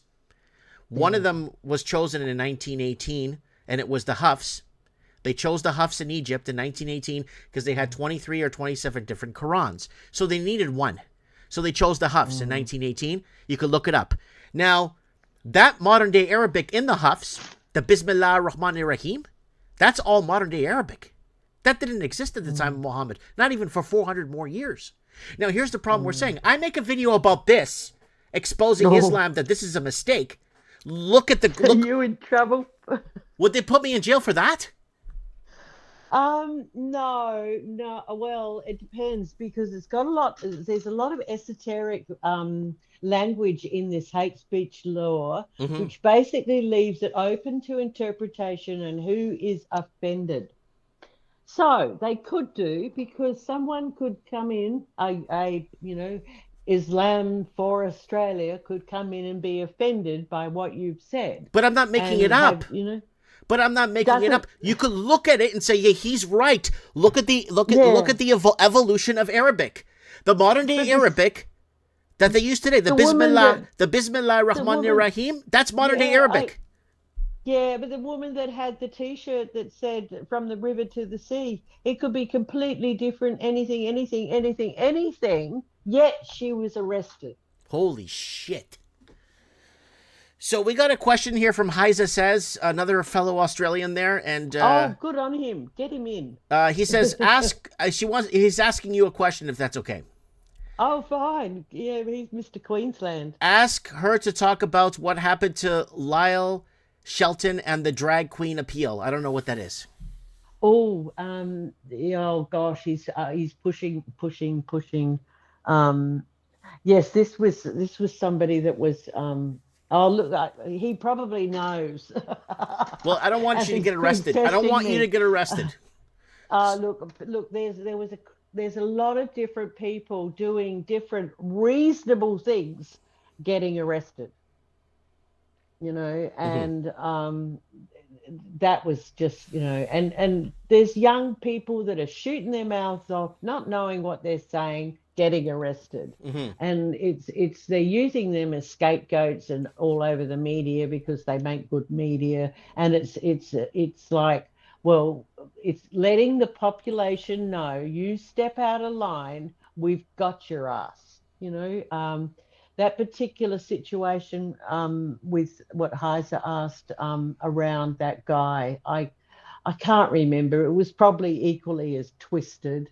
Everything here, like when you spoke years and years ago, when black is white and up is down and everything's back to front, that's kind of what's going on in Australia in a pretty big way. And it's just before this hate speech law, I was always saying we've got so much red tape and so much law and so much legislation coming in willy-nilly non-stop that you just have to put your foot out your front door and you're in trouble. And the hate speech law has just made it so you don't even have to leave your home and you're in trouble now. You Wow. know, and this country is just, I mentioned it in the comments, re the petrol and everything, and the fact that, we've had a succession of really, really bad political leaders and people in power that, and look, for a long time, not nobody could name anybody in Parliament at all. Like Australia was just kicking along, having a great time, ignoring absolutely everything. And these people got away with absolute blue murder. And every time you turn around, they had a pay rise, or they got this, or they got that. Yeah. And focus is starting, because times are getting like more and more and more ridiculous. Focus is starting to come into play, and new people are coming into being. And we've got, how Chris Cuomo was over in America busily apologizing for his part in the COVID debacle. We've got one called Carl Stefanovic, who's a morning presenter on the I think channel, one of the major. We've only got 4 major TV stations, so one of the major TV stations. He's now starting his own podcast, and he is now apologizing for his part he played. Well, who cares? The damage is done. The damage is already done. Yeah, damn it. It's the people like us that were telling people about this fucking shit.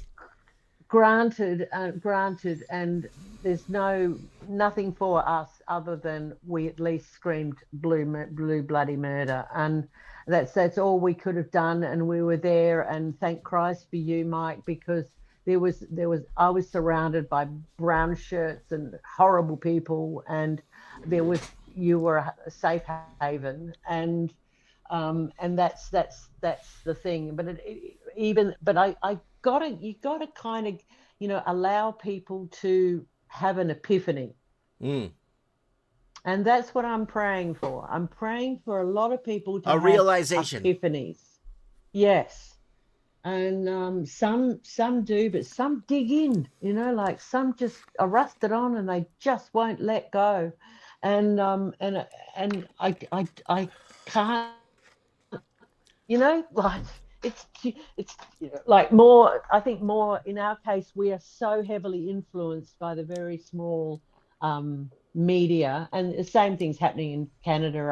I had a Canadian come over recently who was all pro everything that Trudeau did. So it was very hard to listen to her position. Yes, it was very, very hard.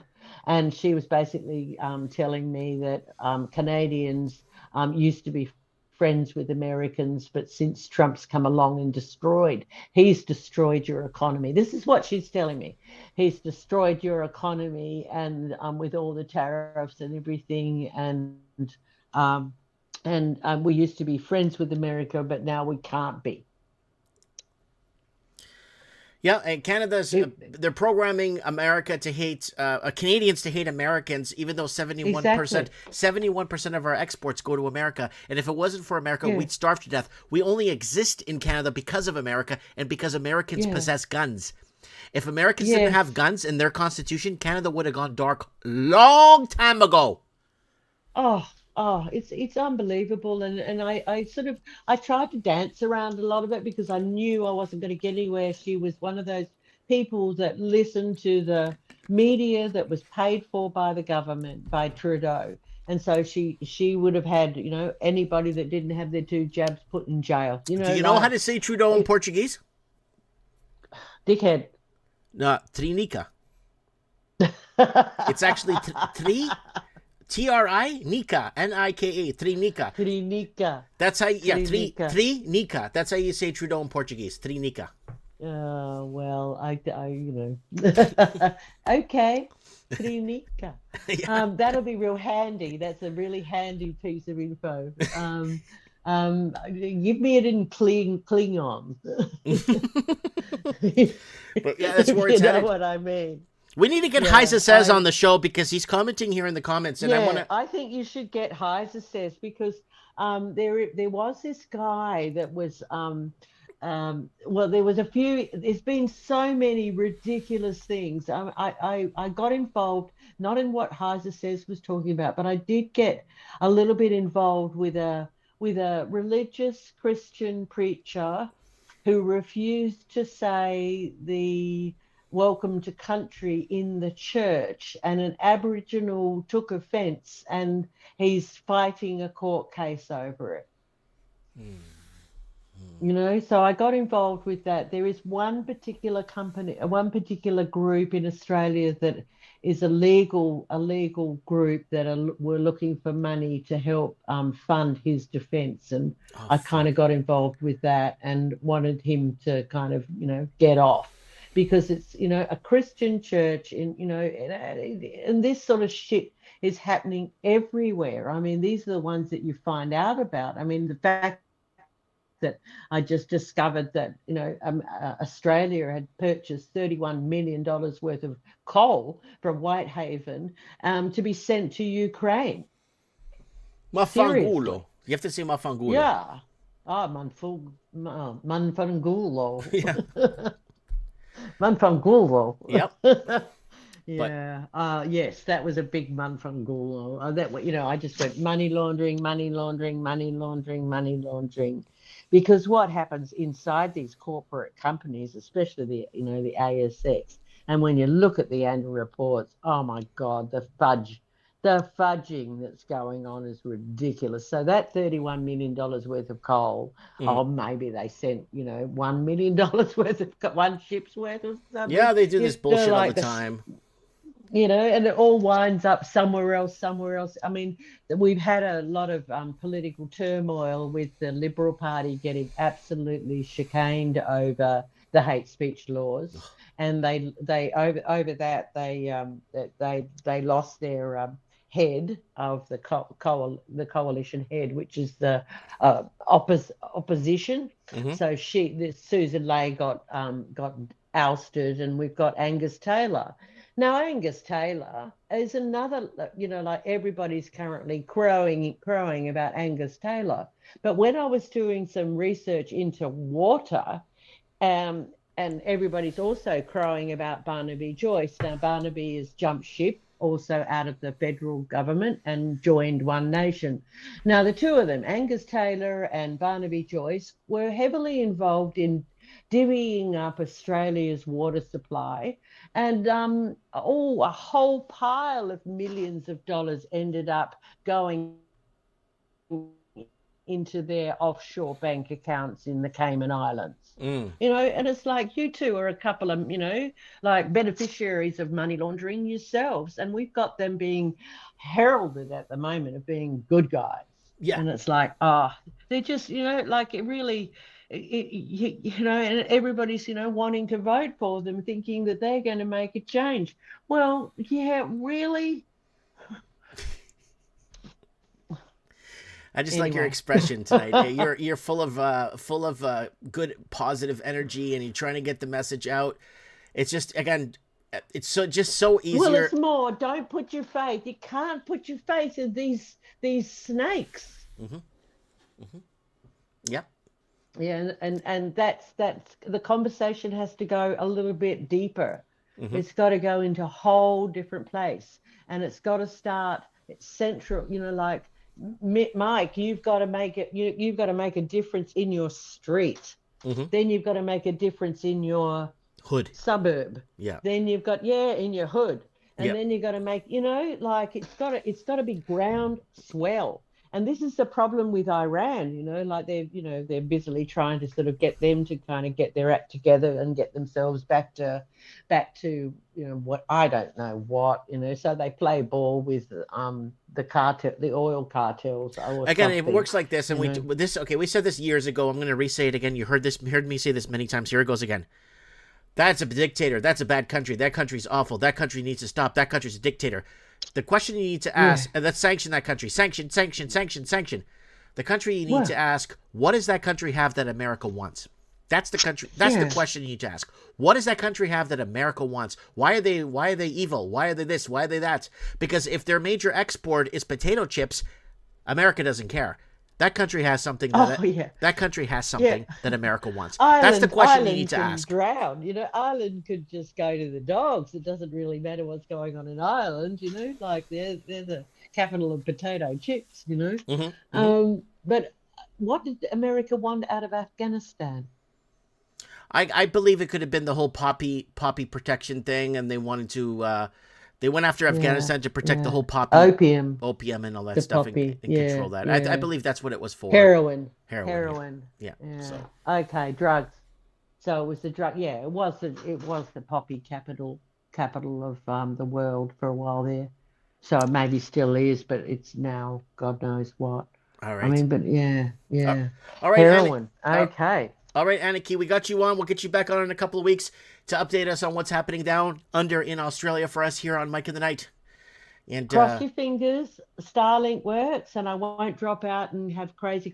I literally went around the house and turned absolutely everything off for this final phone call. well, thank you very much, Anna, and God bless you. Yeah, you too, Mike, and everybody, and hi, Sandy, and all the gang, and hi, sir. You call. All right. You call in. Okay. Okay. Thank Bye. you. Bye-bye. All right, that's Anna Key here on Mike of the Night, episode 641. Guys, remember, this is Mike of the Night. This is 21 and older. Here's the, right here. 21 and older. This show is for entertainment purposes only. Fact check what you, do your own research. 18 U.S. Code, section 2257 for Mike of the Night, guys. So remember, guys, and join our email list if you don't want to miss an episode of Mike of the Night. MikeMartins1980@gmail.com. MikeMartins1980@gmail.com. Go ahead and email me directly, and I will add you to the email list. Thank you. So you don't miss a show or we get kicked off a platform and we're moving around and trying to find a way to get the show up. Also, guys, yeah, I wanted to put that in there real quick there. And no one's bought me a coffee. Let me see here. No one's picked me up. No coffees tonight. It's okay. You can't win. I got his $2 super chat. What does mafangulo mean, Mike? It's Italian. Iran was not trading oil in U.S. dollars. Yes, that's been for a while now. They've been trading with China directly. Yeah, anytime anyone goes off the petrodollar, we made a documentary on our previous YouTube channel that got taken down in 2012 about the oil back currency, the petrodollar documentary we made. It was about 14 minutes long, but we went into detail of how basically Saddam Hussein went off. Was it? Yeah, Saddam Hussein started selling in euros. They invaded him. And then was it around Gaddafi time? No, it wasn't Gaddafi. No, because Gaddafi wasn't yet then when I made that video. It was about the Portuguese Empire. We did oil back wars videos too that explain that in great detail. But we need a gentleman. Let me see if I can find it here. Christian Worthington VIII said there's something happening in the province of Alberta. The province of Alberta is located east of British Columbia from the coast Pacific, from the Pacific Ocean side. There's British Columbia, and then east of British Columbia is the province of Alberta. And Alberta is the Lone Star. I call it the Lone Star state of Canada. It's like Texas. But the mayors of Calgary and Edmonton were completely selected. I think one's Pakistani and one's Indian. I believe nobody voted for those fucking guys.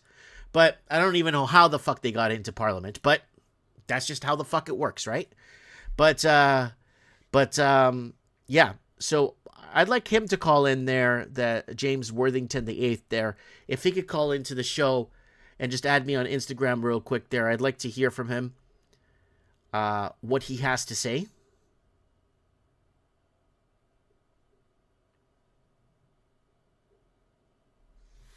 So maybe Carly Simon might have. She's on Rumble though.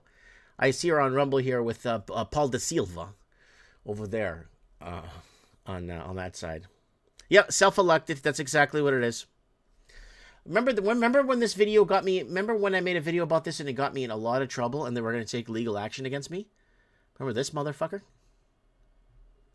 Watch this. You guys remember this?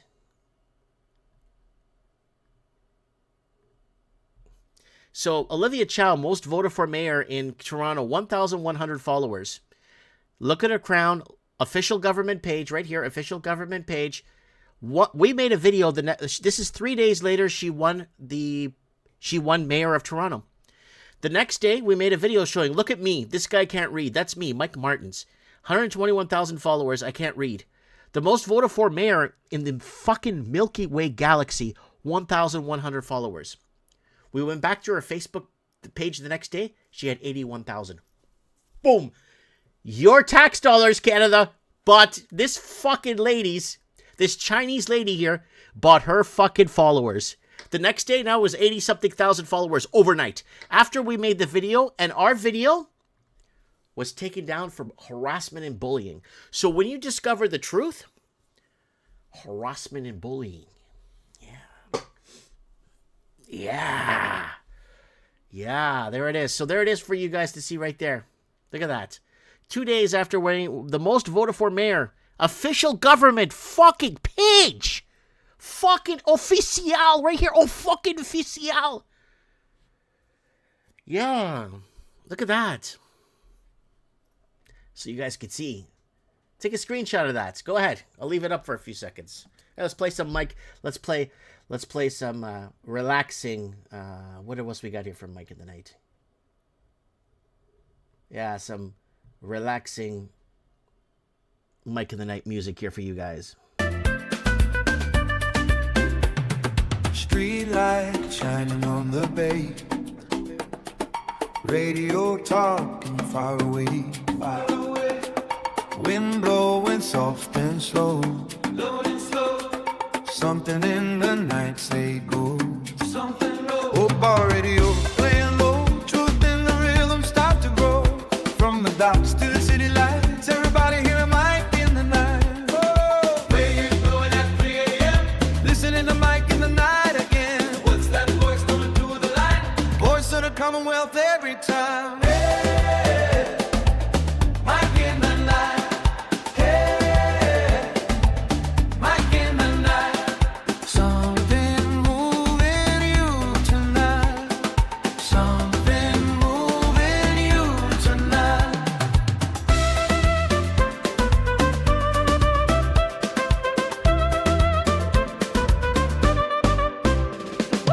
Old guitar and a rumbar beat, barefoot dancing in the street. All right, let's see if we can find some more callers to call into the show. But our camera has completely died on us. There we go. There we go. We got her back up. Yeah, we are. There we go. Sorry, guys. Our camera had to take a nap here. We got it back up going. All right. Let's get some more callers here on Mike of the Night. Who do we got? So we had Anna Key on, giving us the down low of what's happening. And let me go into requests here. No requests. I'll give you guys the Instagram again if you guys want to call into the show. There's a lot of people very vocal in the comments. So let's see if we can get some of these vocal people in the comments on the show tonight. Here it is right here. That's what my Instagram looks like there. It doesn't look like anything special, but there it is there. Copy. I'm going to post it. I'm going to post it right here. There it is. Send me a message. I'd like to get you on and tell us what's on your mind. I'd like to hear what the hell is going on in your neck of the woods. I want to know where it's going. I want to know how you're being affected by the shit. So, guys, if you want to buy your boy a coffee, there's a link in the description. Buy Mike a coffee, guys. Go ahead and do that. And you can find us on Facebook. Here we are on Facebook. Instagram. I'm back on these platforms. I kept getting banned off of them. And TikTok, I don't know. TikTok's full of shit. I keep getting fucking banned on it. So I've already been banned 3 times on TikTok. So, and MikeInTheNight.org. MikeInTheNight.org takes you to episodes of Mike in the Night. Old episodes, boy. Go back here years if you want to check shit out. If you want to check shit out on Mike in the Night, here they are right here. All our callers, all our contributors, people calling in from all over the world on Mike in the Night. And Shop Mike Martins, guys, should be a link in the there if you want to buy a mug or something, or I don't know, a t-shirt. I bought this the other day, so I look forward to seeing what it looks like when it comes in. But you are tuned in to Mike in the Night. Oh, yeah. Someone's got to get gas. Ouch. Yeah. Someone's got to get gas. Good luck, eh? There we go. I'll just do a... There you go, right there. Yeah. Somebody called me a Zionist. Ben, I've been against that whole Netanyahu shit and all that shit he's been doing, and the anti-Netanyahu protests for 30, 40 weeks straight. We've been warning you guys about that fucker's going to come back, because he was supposed to go to jail. Remember, we were covering he was supposed to be going to jail, and the people that were prosecuting him ended up dying mysteriously in a fucking plane crash, right? So we got someone here from Australia. We got someone here from Ohio. We got someone here from...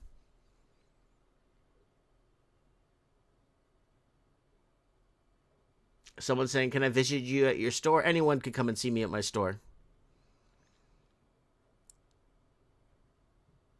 Both HIV and COVID were bioengineered by the same culprits. We covered that back, what was it, in 2020 or mid-2020? We were calling it VAIDS. Remember? If you guys remember in 2020, we were calling it VAIDS. We're going over the sequencing of the proteins in the AIDS. What was it? The doctor came on. That was it the vaccinologist, guys? That came on the show? Was October 2020 or that came on and broke down the whole thing and the sequencing and how it's so similar to AIDS and it depletes your immune system. That was a long time ago. It was like 2020. Yeah, gas up today, $70 for half a liter, half a tank. This is garbage.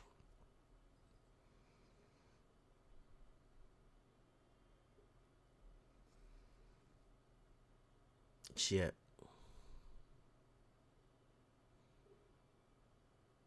Someone says, excuses, nothing to hide. We're all victims of government cash grab. Yeah, so that they could send millions of dollars to Pakistan for gender research. Right? So it's all bullshit. It's all money laundering. Like Ukraine. Don't take sides. It's fucking money laundering. We got banned off of YouTube for 6 months. Because we told you guys Ukraine was full of shit and fucking Zelensky's a fucking piece of shit. Oh, you're pro-Russian, Mike. No, I'm fucking not. For fuck's sakes, stop taking sides so you don't look like a fucking asshole. And Agentic is saying they're actually calling it VAIDS for real now. Yeah, of course they're calling it VAIDS now. We're calling it in 2020. In Los Angeles, we're getting someone saying it's $8.59 a gallon.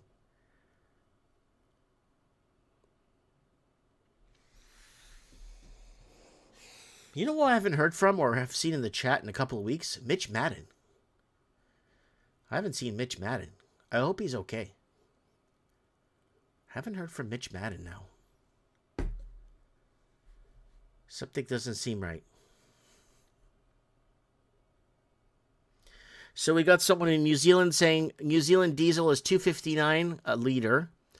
That's 91 $3 bullshit. Cheers, Mike, for all the hard work you do.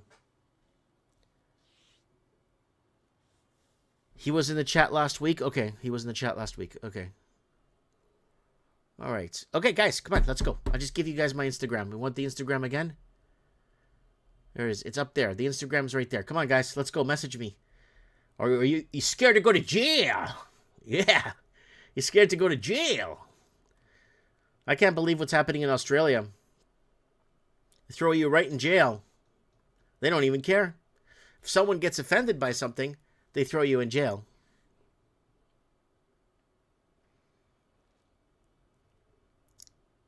Yeah, mostly state tax. That's all it is. Cities go broke. See what we talked about. We talked about the fuel wars. We talked about the great fuel wars that are happening. Hey, Mike in the night. All right. Fuel.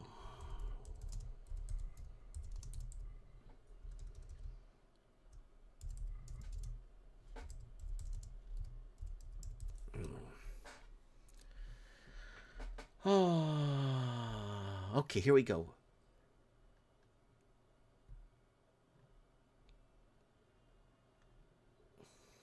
Hello? Hey, Mike. How you doing, buddy? Okay. Just wanted to comment on the situation with Iran. Go ahead. Ladies and gentlemen, we got Black Deplorable here on Mike in the Night. And go ahead, Black Deplorable. What do you got for us, buddy? Well, I don't like war, and I know it's like, the whole situation's, have in the short term at least is causing a lot of economic damage. But I'm also like a student of history, and I was, you know all about like the 1930s in Europe and how you had like in England, you had the Neville Chamberlain and appeasement crowd who wanted to talk to Hitler. They thought that they could reason with him and talk him out of war, right? Mm-hmm. And then you had like the Winston Churchill. Well, first, Winston Churchill was provoking that war and got Poland to invade Germany 2 times. Right, but didn't they try to talk Hitler? Like Neville Chamberlain was, Yes, he flew into Germany, had a contract from Hitler that he signed that stated he won't attack and blah, blah, blah. But they're forgetting the moment where that Poland invaded Germany twice to provoke Germany to invade the war, to start the war. And people are going like, oh, you're pro-German and pro-John. No, I'm pro-fuck all. I'm just telling you what the fuck it's, what it is. Go ahead. But you do think though that Hitler and the Nazis, they already had plans for at least conquest of Europe, right? Yep, basically most of Europe. What they wanted, to be honest with you, if you go back to World War I, not a single shot was fired, not a single shot was fired on German soil. Right. But yeah, they were heavily damaged and all that, but they were rearming. Not a single shot was quickly. fired on German soil, okay?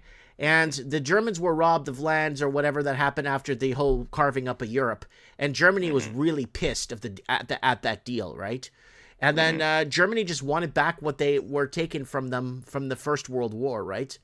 So there's a lot of things that happened in that war that we don't know of, but I know of. You know why? It's not okay. Yeah, I collect rare history books, but my neighbor in Florida was a Nazi in World War II, and he told me a whole perspective of that war that I would have never found in any history book in the world. So, are you pro-Nazi, Mike? No, fuck off. I don't take sides. It's because there's bigger shit at play that we don't get to see, and we're not supposed to see. Because if we fucking saw it, we know it's all fucking bullshit. But yeah, anyways. I mean, I get the the grievance that the Germans had after World War I. But there were some nefarious characters who took advantage of that grievance, right? Like Hitler's inner circle. Like they took advantage of that, the feeling of the resentment that the German people had, towards the French and English and for bankrupting them and all that, right? I mean, and so like, what if we had, say, France had, in hindsight, France had invaded, Germany in 1934 before they got strong and took out the Nazi inner circle, took out, Heinrich Himmler and Goring and all those nut jobs. I mean, wouldn't they have saved a lot of lives? And well, it depends also, which side of history you're following, though. That's the thing. You're being told one thing that what if, and then conclusion. But what if, in conclusion is all wrong? Okay. Well, one thing you can't look at the bullshit. deny, okay, stop. Let's just take a fucking step back right here, right now. Let's take 2 steps back. Look at the bullshit they're pulling on us right the fuck now with people with cameras and people eyewitnessing and filming and documenting what the fuck is going on. And then they're turning around and saying, oh, that didn't happen. Oh, that's bullshit. That's fake news. What the fuck? So imagine shit from World War I, World War II. Fuck, the European expansion from expanding around the globe. Imagine how much fucking shit they lied to you about or and that time they didn't have cameras and phones to document shit like we do today. We see the bullshit right now in front of us. And, it's still fake news. Oh, it's still bullshit. So, yeah, it's all bullshit. It's fucking bullshit. Continue. Well, one thing that's not bullshit is that the Germans had the top rocket scientists in technology right at the time. Of course they did. That's not bullshit. I believe. No, like I'm talking about floor, ceiling, black, white. Yeah, I'm not doubting that. I'm talking about the what they're trying to sell you is fucking bullshit. And look at it today. We have camera footage of people on their fucking phones filming shit, showing shit, documenting shit, explaining shit. And they still doubt it and say it's fake news, and they fucking rewrite the fucking history around that and kind of remove it. That never happened. Well, it's on camera now. That never happened. You know what I'm saying? Mm-hmm. Yeah. Someone has a question for you. Did Henry Ford design the Volkswagen? No, that was the Porsche guy. Porsche developed that. Yeah, his daughter was his daughter was Porsche. His daughter's name was Porsche. Yeah, and like Hitler wanted, like the people's car, to make a cheap, affordable car for everybody, and he got Porsche to design that car. But I was going to say back to the rockets just real quick. So the Soviets and the Americans pretty much kidnapped the top rocket scientists, and we got his name is on the tip of my tongue. The top scientist, rocket scientist in the 40s, and so that's where we figured out how to make intercontinental ballistic missiles. It was the Germans that taught Russia and the United States how to do that, and they would have had that though. Like towards the end of the war, by 1946 they probably would have had ICBMs and could have just completely wiped out New York. Lucky. We're very lucky we didn't wipe Germany out before they invented the jet plane. The jet plane, because they invented the jet plane, and if they wiped out Germany before that, we would be still flying in propeller planes. You're right. Yeah, probably. Yeah. But like the scary thought though is that I think it was Werner von Braun is his name. Is the name. So they were very close to having the ability to just completely obliterate London, and Moscow and New York, everybody, and then we'd all be speaking German right now, and half of us would have been exterminated.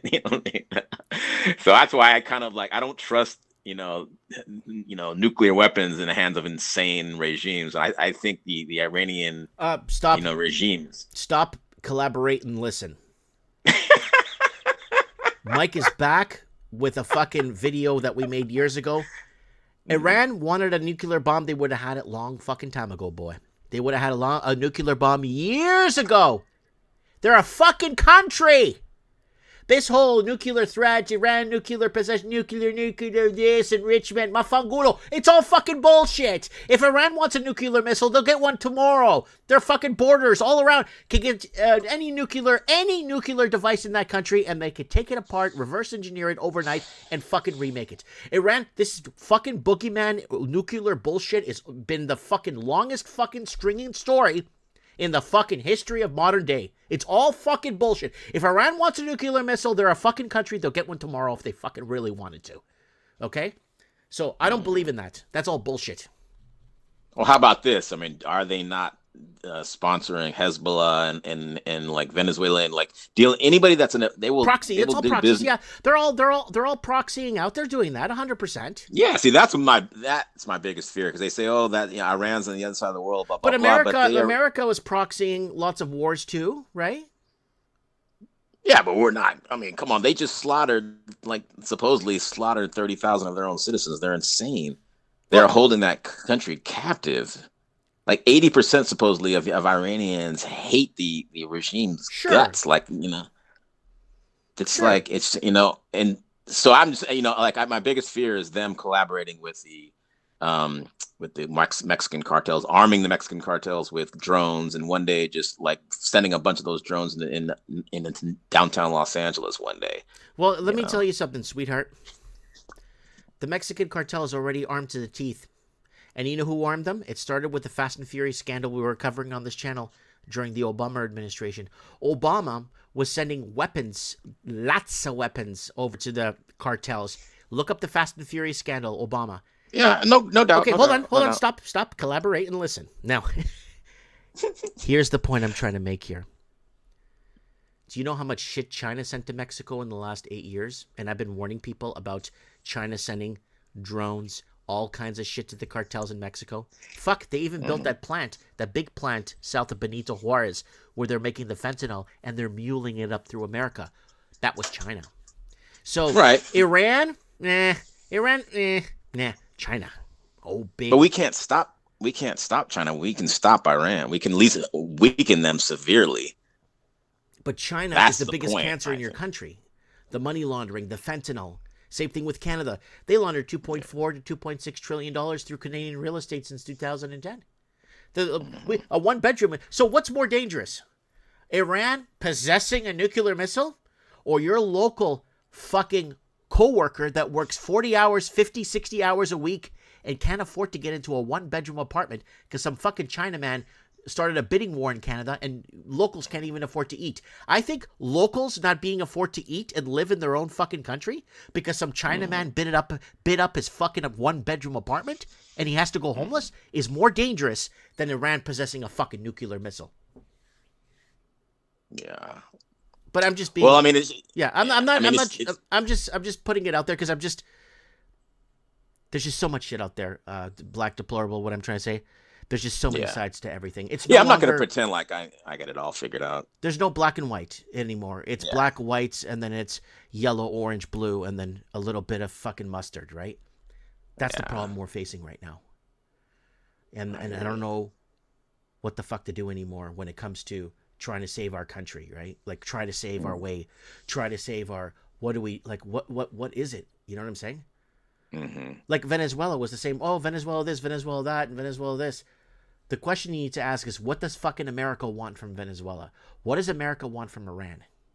That's the question we need to start asking. Never mind, oh, dictators, oh, this, oh, that. Yeah, they turned into dictators because they had no choice because they couldn't get medicine and food in their country. What the fuck? So there's too many ends. There's too many. There's just too many colors on the fucking template right now. And but anyways, go ahead, say something nice if you want. Well, you're talking about the destruction and going on of the families and stuff in Canada and also here too. I was going to ask you, like, do you see in I don't know about in Mexico, I'm sorry, in Canada, but in the United States, it's very rare to see an Asian, Southeastern Asian or Latin American homeless person. Do you see them in Canada? Okay, I don't see any Chinese or okay. The majority in Canada: Chinese, Indian, Pakistani, Sri Lanka. What's that? Those other fuckers. Ethiopians, Somalians. Yeah. You don't see any of those people homeless. You just see fucking Canadians homeless, and it pisses me off. But why do you think that is, though? I told you already. I told you this on Mike in the Night. Okay, but I have another theory. I mean, another thing to add. I mean, on top of that. Okay, top of go what ahead and you're give me your saying, theory. Go ahead. 2 words: group economics. And like you will never, all those people that you mentioned practice group economics. Okay. Families stick together, community, and they hire each other. They for example, like my girlfriend is Peruvian and she has 8 sisters and 1 brother, and they will never ever go homeless. Never. Because if they have to, they will sleep I've seen them do it, sleep in one bed together in one room. Yeah, but here's the thing. This is Western. This is European expansion. It's a little bit different. You work full time, you should be able, and you live alone and you want a simple life, you should be able to walk down the street and pick up a fucking 1-bedroom apartment and move your shit in and live your life because you're working for it and you're contributing to it, right? Right. But I'm saying, I think like a lot of the poverty in the United States is partly due to the breakdown of the family and the community. Like, if you, like so many people, like these homeless people, they've just had a fight with their family. They got kicked out. You know what I mean? People just aren't getting along. Families aren't getting along anymore. See, but that's the whole point. The whole point is you're working full time. You walk down the street and look, oh, there's a 1-bedroom for sale. How much do they want? Oh, $63,000. I can afford that. No, they want $700,000. Fuck you. Right.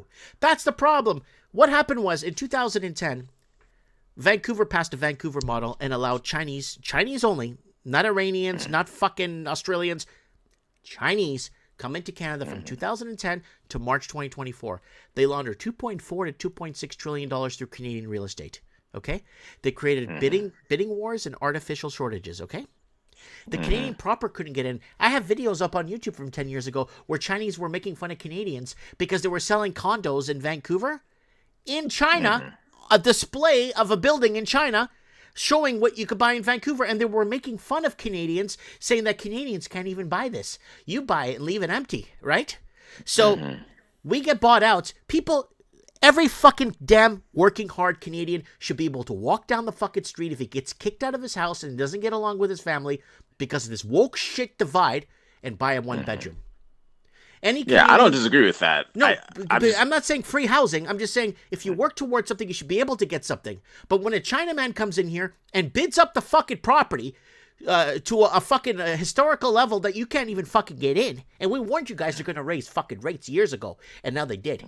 And now Canada's fucked, and that's why you don't see fucking homeless Chinamen and homeless. Because then you go to any bank in Canada, you go to fucking rural banks in the middle of nowhere. It's all Chinese people working there, and then you have Canadian people outside homeless, and that's the fucking pisses me off every time. I drove across Canada a few times. I stopped in rural places, different places, small town, medium town, inner city towns, and it's all fucking homeless Canadians, and then inside is all fucking Chinese people working government jobs, office jobs. I'm like, what the fuck? And then you can't get anything done at those places because they don't fucking speak English. You go outside and there's a Canadian homeless person that speaks perfect English. And then they try to sell you this shit that, oh, Canadians don't want to work. Bullshit, Canadians don't want to work. Of course they do. Right. I'm just saying that part of the problem also is the breakdown of the family and people not getting along and the rampant kind of individualism. People like, I don't know. Like I even look at my own family. Like I would be so much wealthier if me, my mom, and my brother all lived together. But we would drive each other crazy. You know what I'm saying? Like my mom despises the fact that I'm a Trump supporter. Well, that I've voted for Trump and I'm conservative. She's a raging lefty. We couldn't live in the same house. Right, but you should walk up the street and say, well, I'm going to get a place here not far from Mom. I'll still keep tabs on her, and I'm just going to move into a place next week. Here's my $3,000 deposit, and I'll just make the $600 payments for the next 5 or 10 years, and I got my own place. But you can't fucking do that shit anymore, because you were bought out. Right. Yeah, I none of that. I disagree with none of that. I'm just saying, like, on top of that, like, we would be able to withstand this pressure from China, I believe, if we got along, our members got along with each other. Exactly. Yeah. No. Better. You got to know. That's our Achilles heel. That's our weakness, is that we're rampant individualism. We've just gotten so away. Like 60 years ago, America was super duper family oriented and strong communities, churches, all that stuff. That's what made us strong. You know what I mean? But we're so weak now, you know, because of that. Like, you know, we don't have family to lean on. And, right.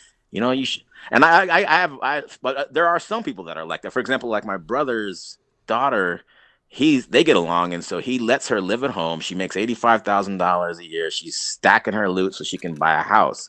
But imagine they didn't get along and she would have to go out, you know, probably live in, you know, roommates. Life would be a lot harder. She would probably never own a home. Right. But because they get along, she's allowed to. And almost everybody I know that owns a home was able to do that because their parents let them stay at home, save their money, and then buy the house. That's how it's supposed to go.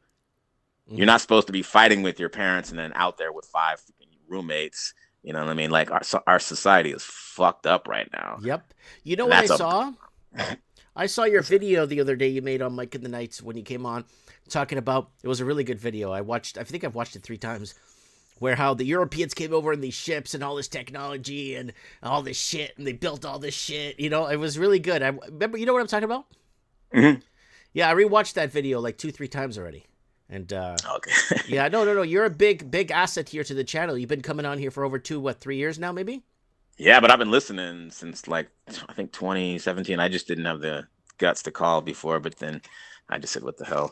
But another thing we were talking about a few months ago was in, you know, Canada, why they want all these, you know, Indians and whatnot. And I think a lot of it is they want people who practice group economics, because they're the only ones who can buy the homes, like the people like single family. But it doesn't matter. But I get what. They're the only ones that could buy it. So they bring in 4 million Indians since 2020 to fix the housing market, and we predicted that too. We predicted that. Because I remember about 20 years ago, I was living in this neighborhood and I saw like there's these Arab families. There's 3 Arab families all living in this house, and I thought, how crazy is that? Like that just didn't even compute to Yeah, but then to an American. But why don't they do occupancy laws? Like I remember in Yeah. one city in Florida, there were all these people moving into one house. So what they did was they did occupancy laws: 2 people, 1 bathroom; 4 people, 2 bathrooms; 6 people, 3 Yeah. bathrooms. That's how it works. Occupancy. Yeah. Oh, well, because they yeah. want to be green. They want to save the world. Fucking losers, save the fucking world. Well, let's start putting occupancy laws in now. You have a house, 3 bathroom, 6 people can live in it. You have 7. Someone has a baby. Get the fuck out. That's what they need to start doing. They need to start fixing shit.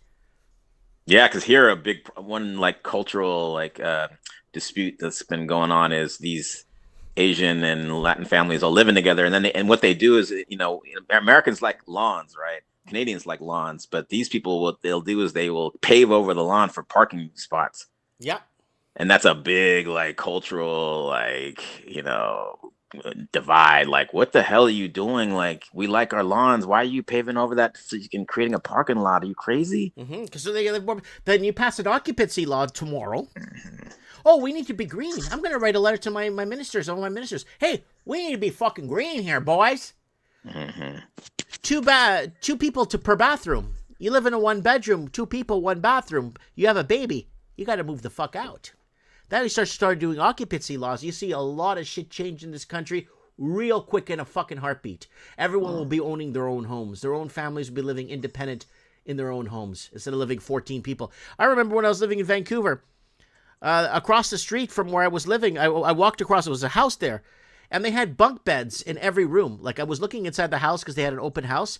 They had bunk beds in the fucking dining room, dude. Oh God, yeah. Oh yeah. I mean, I see like all these like Guatemalans. You can tell a Guatemalan from a mile away because they're very short people, right? And so these guys all live in Oakland and, you know, in San Francisco, and like they have decent looking clothing, but I can tell, I bet you they're all living like 15 to a room, you know, but they're willing to put up with that because it's, you know, just to make some money and go back home or whatever. But they will live like rats, you know. I mean, to survive. But very few Americans would ever do something like that. That would, you know, we just can't do that, you know, or we can't live with families. Like, we still have that mentality that kids are not, people are not, once you hit 20 or whatever, you're not supposed to live at home.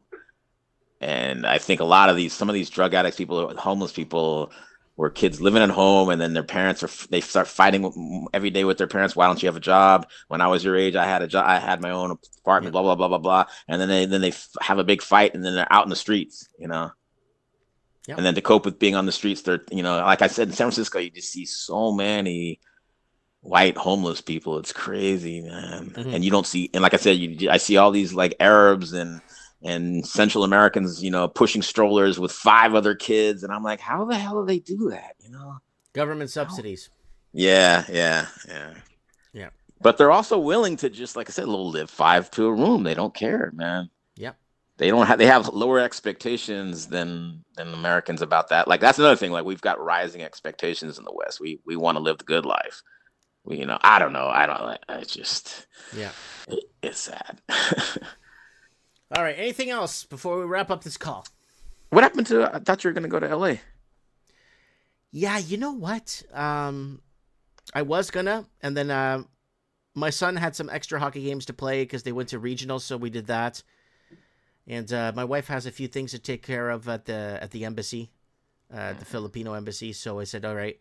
And we want to know the truth. What's that? Because if I was Iran and I wanted to come after something, I'd come after Los Angeles, New York, and Miami. I kind of want to stay away for a little while. I'll go next March break. Yeah, I don't blame you, man. Yeah, if I was Too bad, Iran, though, the I'd be weather's coming after fantastic. LA. I'd be coming after LA, New York, and Miami. So I don't think I want to go away right now for March break. So I'll do March break next year. Yeah, too bad, because we're having like amazing weather. It's been like unusually warm, but nice. It's been unusually clear. warm here too. It's been nice here. It's been very nice. I got my car on the road. My summer car on the road. It's been really nice too. I've been enjoying it. I've been out in the sun today. It was nice. So yeah. No snow. There's no snow anywhere. It's nice. So yeah. It hasn't been snow in a while. So gotcha. Yeah. Anyways, all right, brother. Thanks for calling in and keeping us up to date on certain things, and I appreciate you very much for hearing my ranting for a while there. All right. All right. God bless you, buddy. God bless you too. Bye-bye. Bye. That is Black Deplorable here on Mike in the Night. All right, let's see if we have anybody trying to message here. Primary, nobody. General, nobody. I want to send a special shout out to Kathleen for buying me a coffee here. Kathleen, thanks for the coffee.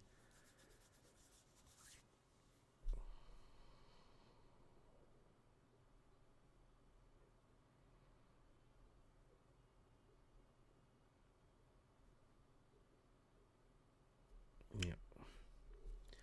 So this is where we're at, my friends. Mike in the Night.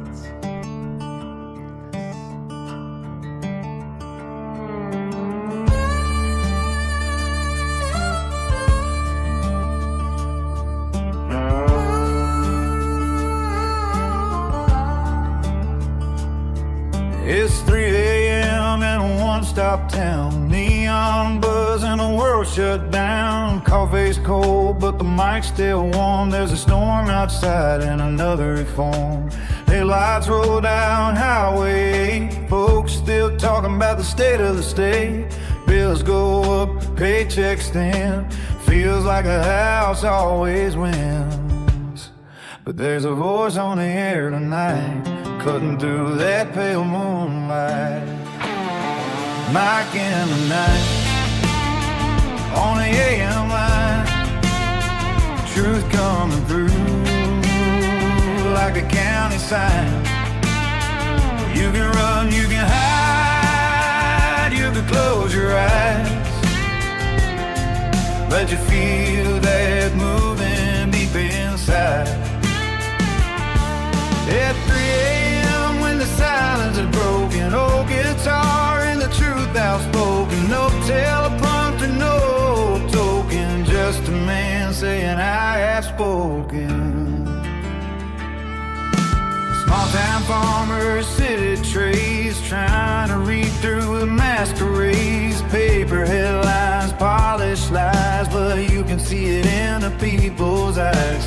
Granddad said, son, stand tall, don't let fear build your walls. Mama prayed by the kitchen light, said keep your heart strong through the fight. So he turns that dial a little more, like knocking on a closed back door. Mike in the Night, on the AM line. Truth coming through like a warning sign. You can feel it shift when the clock strikes 3, like something's waking inside of me. At 3 a.m. when the static's spoken, old school fire that can't be broken. No script read, no words soft spoken, just a man saying I have spoken. Woo! Guys, welcome to Mike in the Night episode 641. Man, I started the show real pissed the fuck off. I'm kind of pissed off right now, and I've been pissed off all day.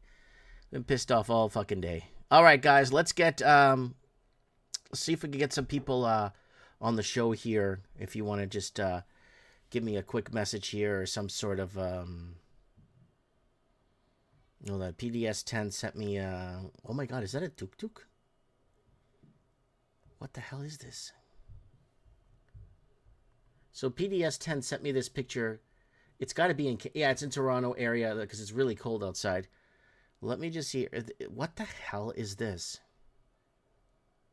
Später. Let me open this here. Zoom it in. Oh shit, yeah. There it is. It looks like a yeah, it's like a little Indian bus. Wow.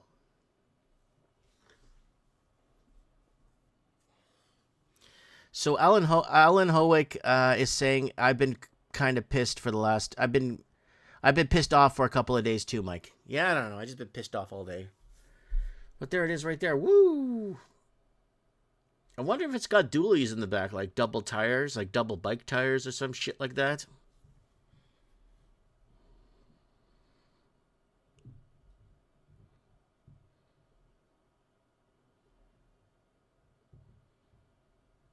Right. Yeah. All right, guys. All right, who's here? Who wants to come on the show tonight? Who wants to come here and make a difference tonight on Mike of the Night?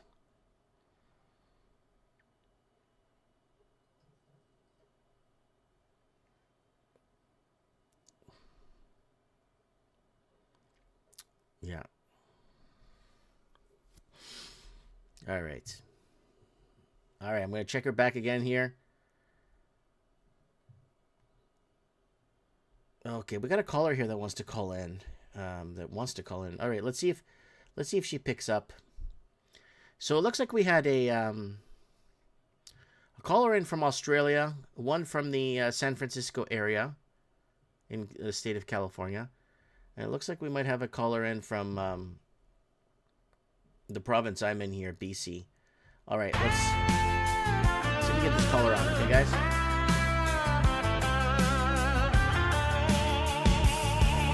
Ain't about left, ain't about right. It's about sleeping good at night, about working hard and keeping faith and calling out what just ain't straight when the world feels cold and tight. There's a voice in the dark saying it'll be alright. My gives the night. Hear the tone. Front porch truth over dial tone.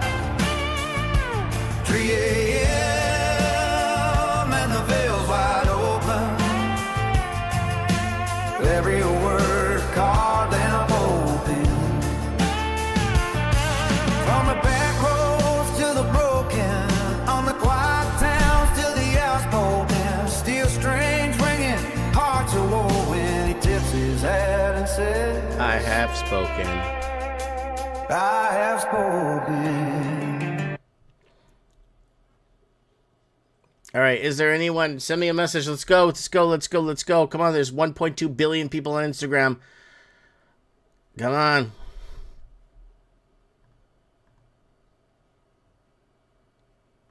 Going through message requests, going through general chat. And I don't got a single soul here. Not a single soul.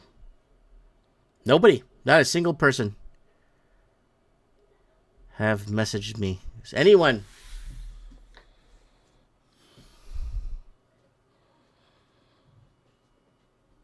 Anybody? Come on. Let's do this. Rock and roll. Mike of the Night, 641. March 16, 2026. 12th week of the year. Oh my God, Steve the Plumber. Oh my God, it's Steve the Plumber. This guy's been calling in for years. This guy's been calling in when we're doing trends in the housing market. So we should get him on if he wants to call into the show. Anybody to call into the show tonight, give us a hand. It's been kind of dry tonight, guys. And, I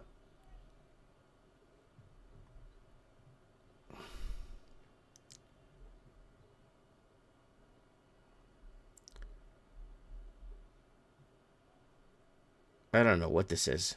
Someone's messaging me.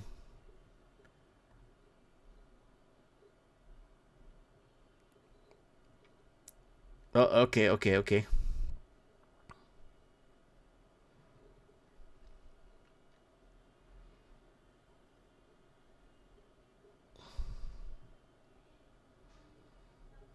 looks like somebody wants to talk to me here, but they are not messaging me now. Let's see if I could get yeah, it's really hard when you're running the show, trying to figure it out while you go along.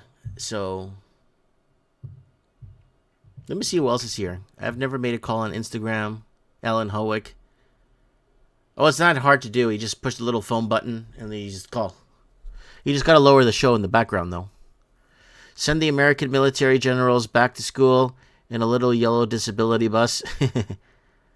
Materialism has ruined a lot. Yep.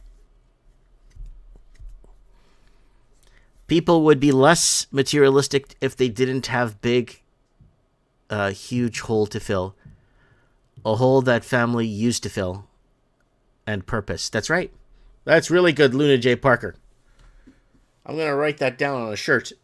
I'm going to put that up on the shirt.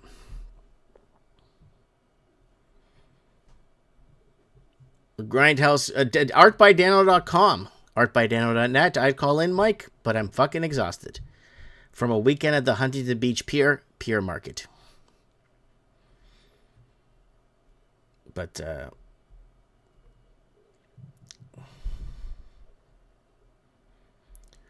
so there's somebody here.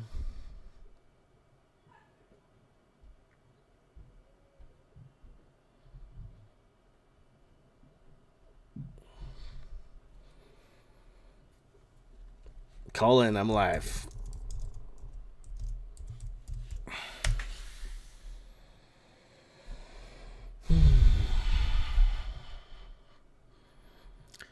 All right, let's see who else is out there. It's Mike in the Night, guys, burning the midnight oil. And I want to thank everyone that's listening to this show on replay. I want to thank, too, the show's getting a lot of replayability, and I really appreciate that. And I want to thank everybody for, participating, buying coffee. Join the email list, MikeMartins1980@gmail.com, MikeMartins1980@gmail.com, so you don't miss an episode of Mike of the Night. And I will... Okay, so the other caller says, sorry, I'm in bed. I got to get up at 5. Oh, shoot. Yeah, go to sleep. Don't worry about it. Don't worry about it. Okay, I'm just trying to see. Come on. Yeah, it's really hard. I'll call in next time. Maybe got back from Vietnam a couple of weeks ago. Have some stuff to talk about. Okay, that's Canadian AI. We'll call in next week. 84,000 Canadians lost their jobs in February. Everyone's at job shop or online looking for work. Now, Jay, 84,000 what? 84,000 what? Public servants, like government jobs? If 84,000 Canadians lost their government job, that is a blessing. Right here, look. Oh. Pai, viel Spiritu Santo, amen. That is if 84,000 government workers lost their job tomorrow, that would be the best. That would save us so much money and revenue and taxes. But 84,000 private sectors, private citizens, like we're talking about people that work in. Okay, here we got. Oh my God, second most important guy in Canada. Oh my goodness. Is this thing on? Oh my God. Ladies and gentlemen, I would like to introduce to you arguably the second or third most important guy in Canada, Dorico. Thank you for calling in. It's been a long time since we've heard from you. And I also want to thank you in advance for putting all that time in at the, remember the rallies and the protests you went to report for Mike in the Night? Oh, for jerseys. I want to thank you for that. That's fucking awesome, man. Yeah. No way, man. You remember, you are the Alex Jones of Canada. You talk about the stuff that before everybody even knows what the fuck is going on. Everybody who tunes in, that's why we get banned from everywhere. We're not allowed to talk anymore in Canada. My God, all of our algos all of our data goes through Toronto now. Does it? All of it. Fuck yeah. This all goes through Cogeco and Bell. So it's like one fucking node and all of it. Like, it's just garbage. If you downloaded some fucking stupid show, Cogeco is all coming after you too. Oh yeah, man. And we got assets under management, Carney, who's just running this fucking thing to hilarious land. Okay, so what that guy was explaining, when he was like, what is this Trump versus like bankers stuff? This is the best conspiracy of the week. Mm-hmm. Maybe a couple months. Okay, because it's been a slow build. Okay, so this guy's going off of something called the LaRouche Organization and the Promethean Action, which is an organization that has like Matt Effort in it. And that dude is fucking smart. Mm-hmm. But he had basically, it's the Trump is trying to eat away everything that the Bank of England can do. This is why Venezuela was basically money laundering, Iran-Contra bullshit, right? All of that shit. They seize the oil. It all goes to Houston, so it's actually closer. It fences up because you have to remember that the Trump national security thing, the Don Monroe thing, that is basically Fortress America. Remember that board game, Axis and Allies? Yeah. I have it. Okay. I've played it. Yeah. Okay. There's a second version of that one, which is actually even more in depth because it had like half battleships and shit like that. It was way cooler. But those games, there was another version of Axis and Allies that was called Fortress America. Yeah. And what Fortress America, remember that we're not just talking about like stock tickers and talking about other shit like rehypothecation. That's basically what is Trump's war on the quote unquote City of London, Bank of London, basically the financial center, right? Remember, Greenwich Mean Time is where all international trade ends. And that goes right through London. So London, before that, it was like Paris, and then it was like, I don't know, Egypt maybe? Probably not. Maybe Rome. Anyways, it just moves around. It's sort of like daylight savings time in my world. But, well, it's true. It doesn't make a difference. The earth is flat. Like, come on now. And if you can't convince me it's not hollow, I will jump up and enjoy it. But that's the moon. That fucking thing is hollow. Like, now, back to this conspiracy over Trump versus the City of London and all of its financial things. All right. So one of the things that Trump did with the Doge thing was it cut off the infinite money machine. Yes, they did. Yes. Okay. And USAID basically... Those motherfuckers... Listen, I'm going to interrupt. I'm going to interrupt because on Mike in the Night, for years, since 2020, I've been trying to figure out how the fuck are all these influencers that never existed before COVID are now in existence, and they're telling us what we already know, and they're getting fucking paid for it. How the fuck is that even possible? And it was it was controlled information. We called it controlled information distribution for years. Yep. And then it became USID. And then it's like, so now hold on. 7,001 Canadians right now are on the hook with USAID. 7,001 Canadians were being financed by American taxpayers to fucking propagandize shit up here. Oh, for sure. That's nothing. That's fucking nothing, lad. Okay. So this whole Alberta separation shit, right? That is basically more Fortress America being built in, okay? Because remember that each province is a sovereign country. The reason why it's called the Commonwealth is because after the kings, quote unquote, died, basically that's how we got our constitutional monarchy kind of shit. Yeah. And the Winchester source of governance. That shit, because remember the Bank of England has, I'm just putting gyoza on the stove right now. The Bank of England was built just basically as a money laundering for funnel of war. Mm-hmm. Well, if you're basically going for an economic warfare, and that's what Team Fortress is actually mostly about, it's about controlling land masses and access points. Greenland is obviously one, but it's more of an access point because you can do a hemisphere objective easier, and you can, because quite honestly, nobody wants to go work up in the fucking cold. And don't tell me the battery robots are going to work forever. Mm-hmm. So it's just basically landmass and group. Because Denmark has Thule Island that basically still quote unquote fights with Canada over a half island. Mm-hmm.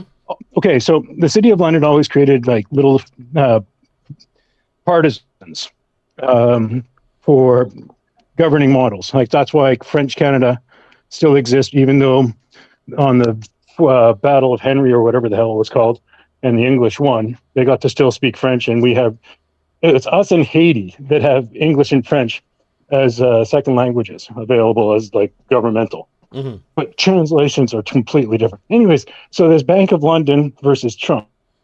This is where stable coins kick in, the Genius Acts kick in, and all of his military action.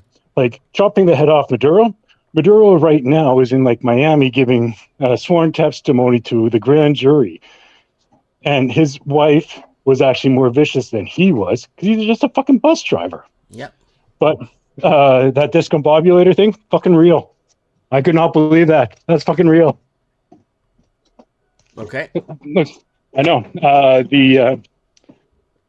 So this Bank of London thing, they're just seizing all of the money laundering. Mhm. This is what Epstein's really about, because he was just a Rothschild, basically a Rothschild economic hitman. Mhm. So that is what this Promethean Action Group is. But they came from the LaRouche Group. That's what they are promoting with all of the financial moves that Trump is doing. Mhm. And it's supposed to all be culminating like July the 4th or whatever. But I want to see the UFC fight on that day. But I think that the operation of Carg Island was, from a military standpoint, excellent. Mhm. Operational, perfect. What all they have to do now, because what the Americas will eventually take over is all the shipping insurance. Mhm. And when that happens, because that's when you're hearing about the Jones Act getting fucking repealed and shit like that. Mhm. California's turned off all of its refineries. So basically in like June, there's no more refineries in there.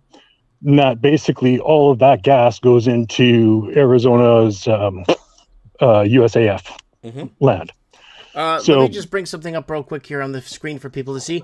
This is the article we were covering on January 18, 2020, and this is another reason why I think they had to pull the trigger on a pandemic. This article we covered on the show, and we even covered it. World economy would collapse if the city of London stopped laundering money, says HSBC whistleblower. Yep. And The HSBC was the cartel guys. Yep. And yep, and that's on the chopping block next, because that's why they're creating the private equity clusterfuck right now. So all the liquidity is getting fucking sucked up because of derivative markets are getting crushed. That's why you're seeing like Blue Owl fucking crush, because what they're trying to set us up for next is a famine. Yep.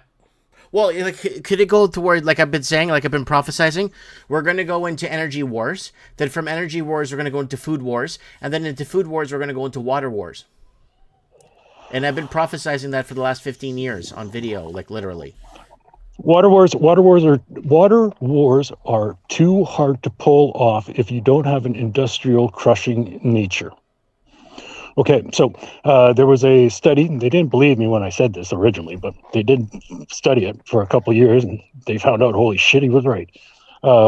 Basically, they threw 50,000 bison onto a tract of land, and I think it was like 15,000 acres. Yeah. And it basically recarbonized the entire thing, like rebrought the whole fucking world back. That's what they're fearing. Because, yeah, this place is funny. I just love Carney. Carney's hilarious. Fucking. You know, everyone so laughed at me. There's you know, so much fun. Dorico, everyone was making fun of me back in 2022 when they said, the video's up, you can watch it, the timestamp's there. A man named Mark Carney will come and become Canada's crime minister. And everyone, you should read the first comment on the video. I looked into Mark Carney. He's a banker. He's not a politician. Unsub. Okay, he ran the Bank of Canada, then went to the Bank of England. How's And England fucked doing? up and laundered money there in 2019 HSBC money laundering. Fuck. Oh, it's so fucking funny. It is so fucking funny. Yep. But okay, so that's why the liberal, that NDP lady hopped to the Liberals in Nunavut. I know. Is because of, but that is contrary to Fortress America. This is where the next lines of fights will come. Yeah. Okay, I cannot see a free trade agreement kicking off, and each province has a trade delegate. Our guy gets $439,000 a year to be an idiot, and he's from like CBC CTV land. Yep. So we're doing really well here. Yep. We're so fucked here in Canada. It's just like they don't want Canada for Canadians anymore, and that's really sad. You know, me as an outsider, I'm a Portuguese, so I'm living in Canada as a Portuguese, and I'm watching what's happening in here. I'm like, what the fuck are you guys doing? Well, this is okay. So, have you been following Burkina Faso? out in Africa land. No. Fill us in. Okay, so that dude, he's like 32 years old, right? He's grabbed a military, built an airport, and basically a gold refinery because all of that gold was going to France. So France is fucked in cash. Yeah. Okay. And if France is fucked and Germany deindustrialized itself because they're fucking morons, and you have UK, which is basically like pedoville. That's all I can call it now. Like, you're just like, what are you guys doing? And like Keir Starmer and all of that, those retards in Downing Street, they're basically holding on by nothing. That's why I can see like the King of England come over to 4th of July, right? And the King of Denmark, 4th of July, and they basically signed the papers over for all of the islands, like basically the French and the English islands, all the way to Portuguese land, and just take Atlantic. That's the next Navy move. And then they pin people at Gibraltar. Yeah. And they pin people before they get into the not Gulf of Aden. It's Omar land. So that's basically why Carg Island got taken.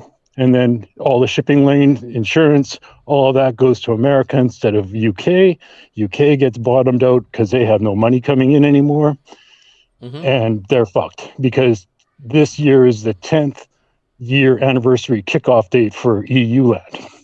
Like their Brexit bullshit. Interesting. I'm just replying to East Coast Canada here. Says he would like to do a live stream with me sometime. Said, yeah, anytime. I spelled anytime wrong there. But that's anytime, buddy. He's living on an 86-acre homestead now. That's good. That's good. Too much land. Too much land to take care of. Ah, no, not unless you're in like rural, just quiet, no grass to cut, out of the way. Nice long drive up to your house, like a nice quarter mile. No, my old driveway was 800 goddamn meters, and it was a pain in the ass to go to and from anywhere because you're in the middle of fucking nowhere. Yeah. And then you got weather to deal with. Yeah, Canada's a little bit. Yeah, if you were in like southern Arizona or New Mexico, it'd be different. Oh, those places? Yeah. Shit, you wanted just a mud hut in the middle of the desert. Yeah. Remember when Humongous was making his earth wall? Yeah. I wonder how he fared on that. I wonder how he is. I saw him on Facebook the other day. He put up a photo of himself, a selfie, and he looked good. I said, "Hey man, you're looking great, brother." Whatever, but I just haven't heard from him in a while. Maybe I'll try calling him again and see. Yeah, give him a call. I will. I'll call him. I'm going to try and call him on Facebook though. I think he's. We haven't used Skype in years, right? So it's been a while. So we got Instagram is good because there's like 1.2 billion people on it, so it's not that hard. 1.2 billion bots. Yeah, well. Remember this entire thing now. Okay, so there's something called hypernormalization, and that's right where we're at now. And it's like the land of confusion and a whole bunch of crazy shit. Yeah, yeah. And when this thing flies, and I know it's flying, it is going to be monstrously fun. Okay, because the whole it's basically Northwestern Alliance, I think was the term that the Brits use for that crown bullshit with the rehypothecation. Because without rehypothecation, insurance doesn't work. Right. And Lloyd's of London, this is why they're not shipping boats through that strait, is because it's all insurance. Has nothing to do with like mines, like sea mines. That's hilarious. Yeah. Because you can knock that shit down faster than a fucker now. Because it's all technology. Yeah, it's what it is in the end. Guys, here's East Coast Canadian. He's commenting there in the comments live chat there. If you guys want go ahead and go over to him and subscribe. I'm going to give you guys a link to East Coast Canadian here. There it is. Paste. There it is right there, guys. Go ahead and subscribe to him, East Coast Canadian. And he's maybe we get him on Mike of the Night sometime to update us on what the fuck is going on. It's going to be hilarious. Yeah. I'm kind of hoping that we finally get a Kalistani party rolling in Surrey. That's my next idea that I should totally go. Oh, so you were getting into foundations, right? Foundations that basically are the wheels that create the protesters that are showing up for ICE guys. Mm-hmm. And you're like, I feel so sorry for the guys who are like the auxiliary guys, and they're just supposed to be standing there waiting for the other guy to do his paperwork. And you're just like, oh my God, some of the shittiest jobs you could find watching these things now go down. Yep. Big time. Big time. Thanks, Ken. It's been a while. It's really good to hear from you, because how long has it been since you called into the show? It would have been before my it was before my cell phone was stolen at the Christmas party, and Wait, your cell phone got stolen at the Christmas party? Yeah. And they wiped my phone with Skype and all my photos during the convoy shit. Holy shit! I didn't know. Yeah. I'm sorry to hear that. Oh no, the cops! I'm getting cop sense. Mm-hmm. You can feel them. It's sort of like when you start seeing Teslas on the ride. Mm-hmm. Yeah, it's just yes. No, you're not getting petted. Dogs are fighting. Sorry about that. I mean, don't be sorry. It's nothing to be sorry about.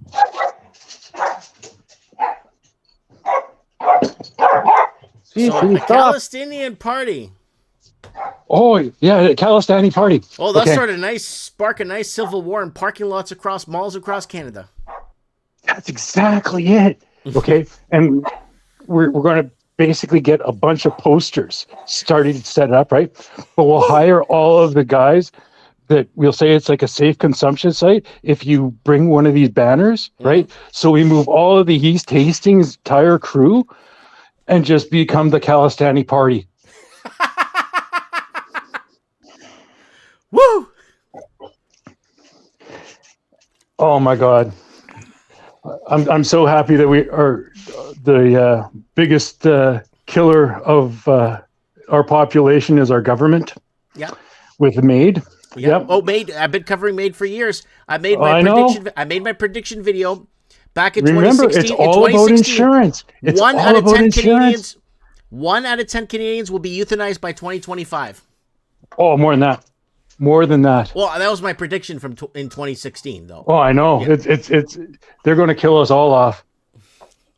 They have to. Well, yeah, because they can't pay the insurance. Yep. And it's not like AI bubble is going to save Canada, because all that money is like going to two dudes, and they both can't even speak well. Like that Sam Altman guy. He's fucking funny. And then you got the retard Zuckerberg still around. I'm wondering how the fuck does that guy still exist? That motherfucker ordered them to put fucking women's tampons in the men's bathroom.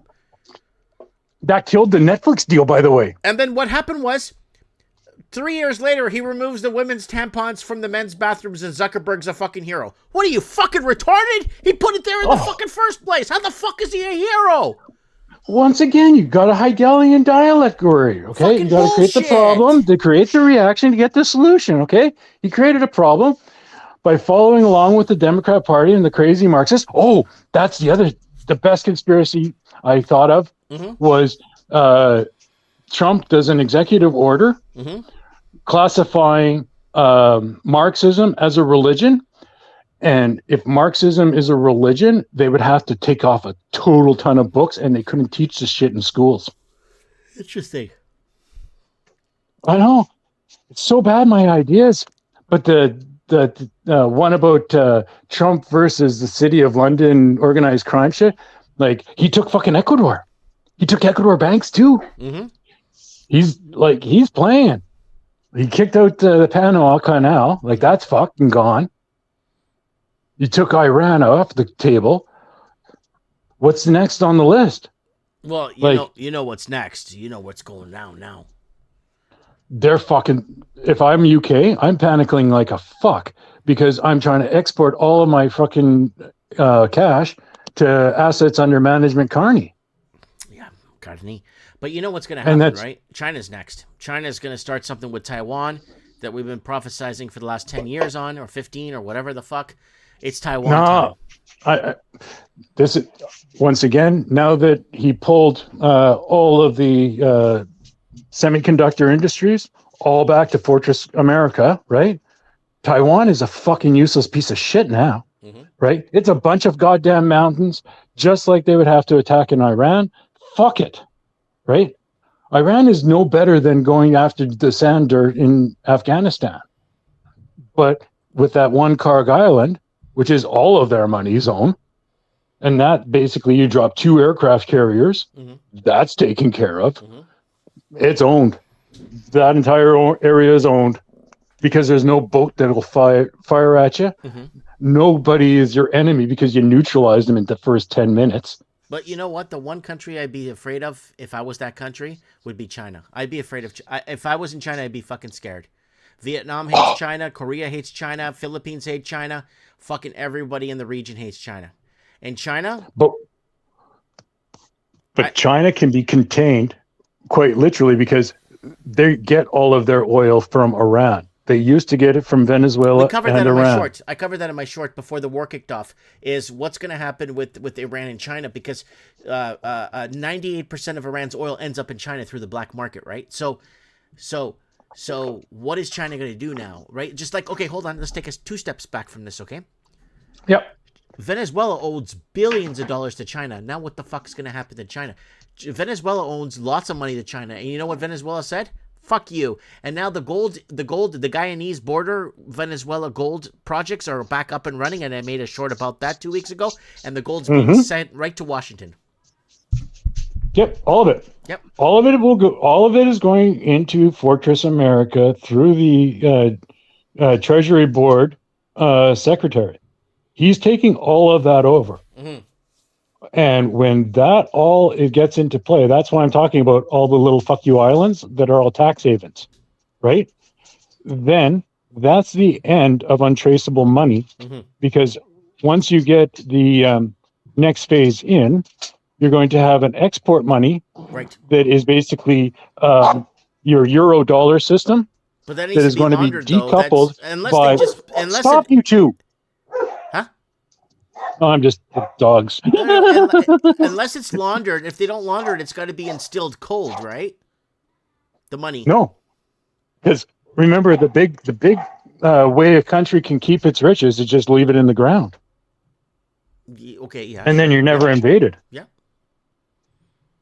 And you can't get that stolen from you. And you can rehypothecate on bonds and bullshit like that. Right. Okay. Yeah. Yeah. And because remember, that's when you get your pension funds and your life insurance and your fidelity insurances and all those shit going after junior miners. And then every junior miner gets consolidated into a pure miner. Yep. But we have no productivity in Canada to refine any of our materials to be an export market. And Great Lakes can only take like a 200-foot boat. Like, they're fuck all.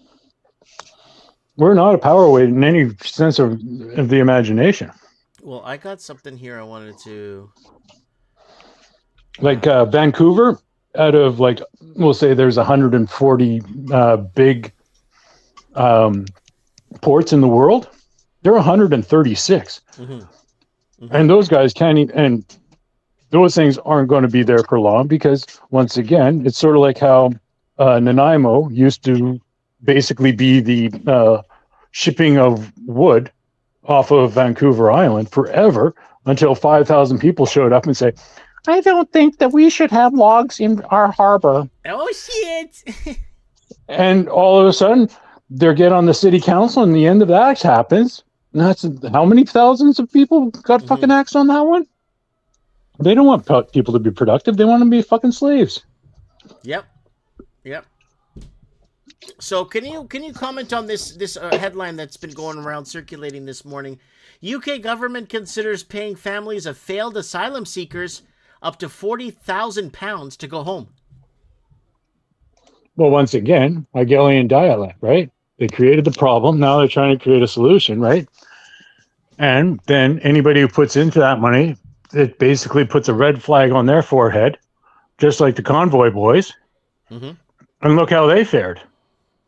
Like, those people are arresting people over Facebook shit posting. Like, yeah, did you hear our first caller from Australia? They're not. And that's another thing about this whole Trumpian thing versus the City of London is like they're going to rescue like the Commonwealth and the whole like Australia will be free, Canada will be free, New Zealand will be free, and all this crazy. And I'm like, I don't think that's going to happen. It's sort of like Alberta is separating from Canada. Mm-hmm. Like it's not. It won't go that way. They won't allow it. I made my videos on that years ago. I made my piece on that years ago. They won't allow it. The Crown won't allow it. Well, yeah, but once again, what does it give you? It gives you something to go red flag, blue flag in Canada, pitting two different people against each other, East Coast versus West Coast. Like, I know that in the end, it all works out, but people are going to be fucking hurt. Like, take like 10% of what you earn right now and just shove it to the side because you'll need it in like 6 months. Yeah, we're going to be in a lot of trouble in the next. This summer is going to be the summer of. It's going to be the summer. It's going to be the summer. The summer of 26. Well, okay. That one of the things that I could see why Trump is hustling like a fuck, taking on turf, is because he's going to muddy the water so hard that either A, America is going to stand together, right? Or B, the Democrats he's going to leave the Democrats a heaping pile of shit. And I can't see Newsom, even though he's campaigning like a foe, really coming out on top. But I could see stupid people voting for him because he looks like he's There's from. not enough there's not enough stupid people like that to vote for that. It's all Oh, rigged. You know no. Never discount the ability of people to be idiots. No. But I'm saying it's all rigged. They need a lot of that shit's fixed, Rico. You know that's fixed. Like Olivia Chow in Toronto. Oh, yeah. Nobody voted for that lady. Nobody voted for her. Oh, no. She actually had all those Chinese votes from Toronto. Now, come now. Yeah, I know she had the Chinese votes, but I'm saying that it's still not enough to win a mayoral election of the city, right? Oh, for sure. Did you ever read Sam Cooper from the Journal? He has a Substack there. I think I've heard of him. Yeah, he used to be like CBC Vancouver land. And he was one of the guys that broke the story about casino gambling. The casino gambling stuff. Yeah. Oh, that's a great one. Okay, so all in due time with the Commonwealth, the City of London. This is why the land rights for BC have all blown up. Because it's basically a whole bunch of partisans and confusion on the field, right? Okay, so far, BC province has lost Vancouver, Richmond, and Charlotte Island. Okay, I'm only pretty sure because I didn't really look that hard into it because obviously west of the mountains, who cares? The only thing that Canada owned there was Victoria Island or Victoria. Okay. There was a Taboo show that had the guy from Mad Max in it. Okay. And him and his brother went down this rabbit hole. I'm not sure exactly why, but it's fucking cool because it talks about the East India Corporation that nobody ever talks about, which is like, that's the precursor to Hudson's Bay, guys. It's like a Hudson's Bay was a little The bitch opium division. traffickers of the world. The Portuguese were kicked off. The Portuguese were deemed pirates because they refused to join the East Indian Trading Company and sell opium through their trade routes. And the Portuguese were deemed criminals and pirates because they refused to sell drugs. Welcome to the shadow fleet that you were all being told about the narrative, because they are not insured by the Lloyds of London. It's the same fucking bullshit. Yep. Fucking 70,000 years later, you're like, all right. But those are the best ones. But yeah, no, we were planning to come and visit you, but my world got blown up. So I just wanted to give you a shout. I was going to call in for the episode 666. Oh, Dorico from hell. like in 30 weeks. We got somebody here.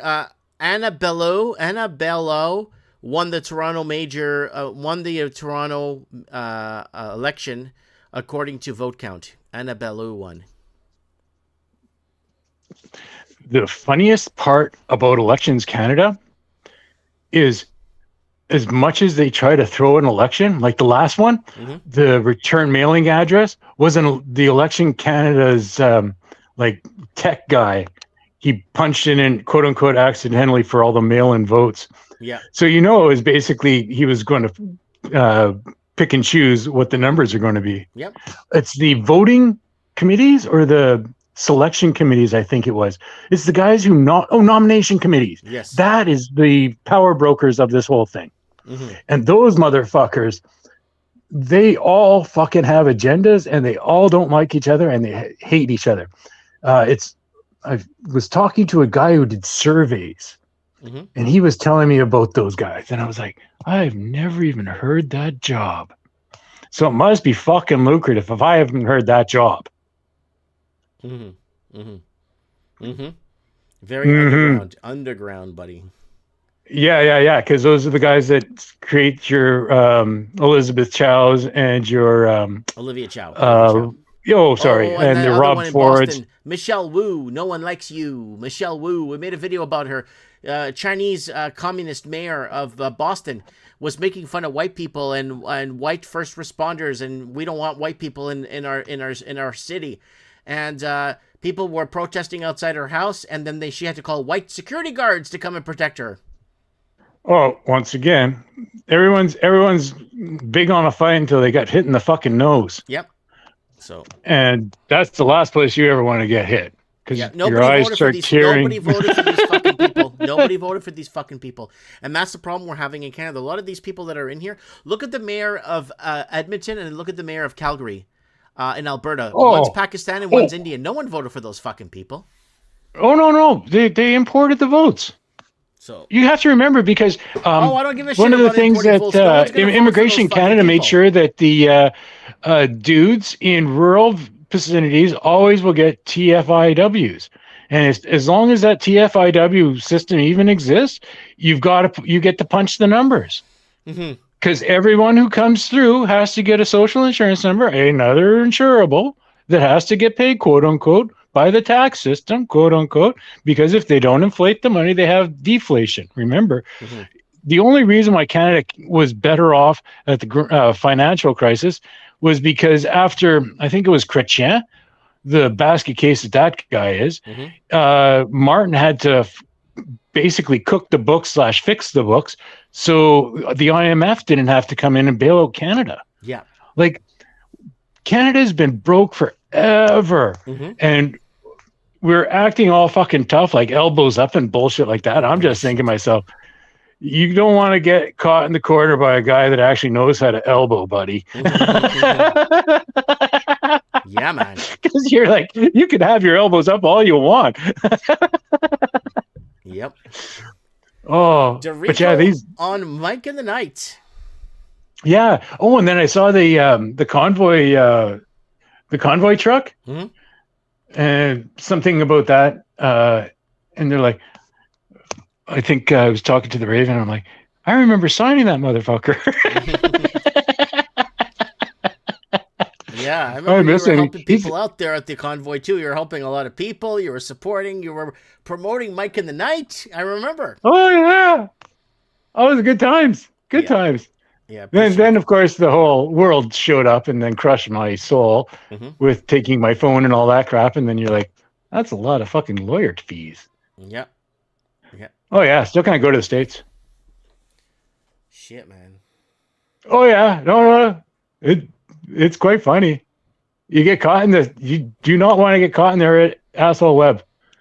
Yeah, no. Just don't get caught by them anymore. Yeah. Because they're fucking crazy. They've lost their fucking point and lost the fucking role in their world. But whatever. They're all trained as communists, so you just kind of go, wow. I never understood that why people didn't read Ayn Rand. And then I'm like, I understand it was really shitty writing and the chick was crazy. But Atlas Shrugged was a pretty okayish book. Woo! You just gotta go through a lot of the bullshit to shorten out the parts. thing. Oh my god, it was like 1984 and you're feeling yourself like I've read like 184 pages of holy shit, this is stupid. Yep. But they're using it as a roadmap. Remember, these kids are not inventive. They're not creative. Like with this shit. Like they're pushing a policy that's why Trump increased the tempo. Because now they're scrambling. Yep. They're never expected that Venezuela would be fucked.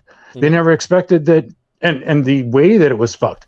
Like you just walked in, took Maduro. I'm pretty sure there was a fucking backroom deal. Watch my prediction. I made a prediction video on Venezuela, step by step, and how they're going to seize oil tankers, and they're going to go in and grab Maduro. Like a flash team is going to be like Rainbow Six Vegas, go in and take him. Yep. I made a prediction video a year before, step by step, how it was going to go down.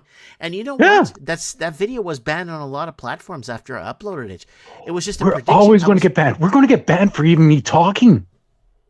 Okay, I want you to comment on one thing here before I let you go. What's that? Ontario urges Ottawa to legalize pepper spray for self-defense.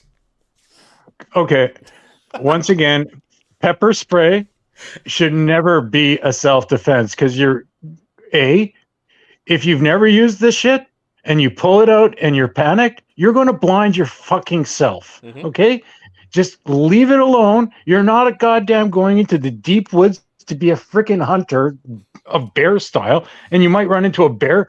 That bear ain't going to give a shit if it smells bear spray because it's going to hit you with its claw and take out your entire side. Okay? So bear spray is just a dumbass idea to relabel it mace. And once again, mace, you can't use. Now, you really want to fuck somebody up? You just go to a pepper store, okay? And I think it's called scorpion pepper or ghost pepper. Ghost scorpion? Scorpion. I think it's ghost scorpion pepper. You put that in your hand and you throw it at somebody, that guy is down. He's not going to get up. There's no amount of milk that he could pour on his face. It's worse than getting stung by jellyfish. Yeah. There's easier ways to fuck up people like that. And you never want to be in the situation. You be aware of where you're at, right? And how to get the fuck out of everywhere. Because you don't want to be the victim. No one wants to be a victim, so don't play a victim. But yeah, once again, and if they legalize it, right, it allows more bullshit because the 16-year-olds will get it in high school. Then they basically mace their friends, so the CBC has something to talk about and just inform you about another school shooting that was done by some trans. Like, what are we paying these guys for? And if it's just propaganda, can we get it cheaper from like eBay? Because I'm pretty sure we can get better eBay, like Fiverr. We should get CBC Fiverr going. Okay, like we get everybody on Fiverr to get like as much messages as they possibly could, You know what and we fucking call it the CBC CBC. stands for? Can't broadcast. Canadians Broadcasting Crap. Yeah. Oh, I know. ABC stands for Australians Broadcasting Crap for the ABC and down in Australia. Yeah. Oh, but you see, Australia, they're in a tight position now. Okay, because their main export is coal. Right. And when all of this bullshit goes down, right? You know that they're not going to, with the carbon credit bullshit that they're pushing, nobody is getting out of the prisoner island. Like, I don't understand why people went to Australia in the first fucking place. It's not a gold coast. It's not fucking gold, okay? Everybody just get that out of your mind. Well, it was okay until the Chinese laundered $1.8 trillion through Australia and fucked up the whole housing market. That fucked them up good, man. And then now... Because they were out of money back then, just like Canada was. Why do you think Canada and China, it's like, that's when our politics changed too? Well, we should have just went after. We should have gone after our own minerals, and we should have sold our own minerals. And we'd be as Canadians living in Canada, we'd be getting paid a dividend today for living in Canada with the amount of minerals and resources we have. But no, I disagree. No, and this is why I disagree. Why? Okay, the Healthcare Act. Okay, once you got a bunch of hoi polloi retards who think they're God because they are physicians, right?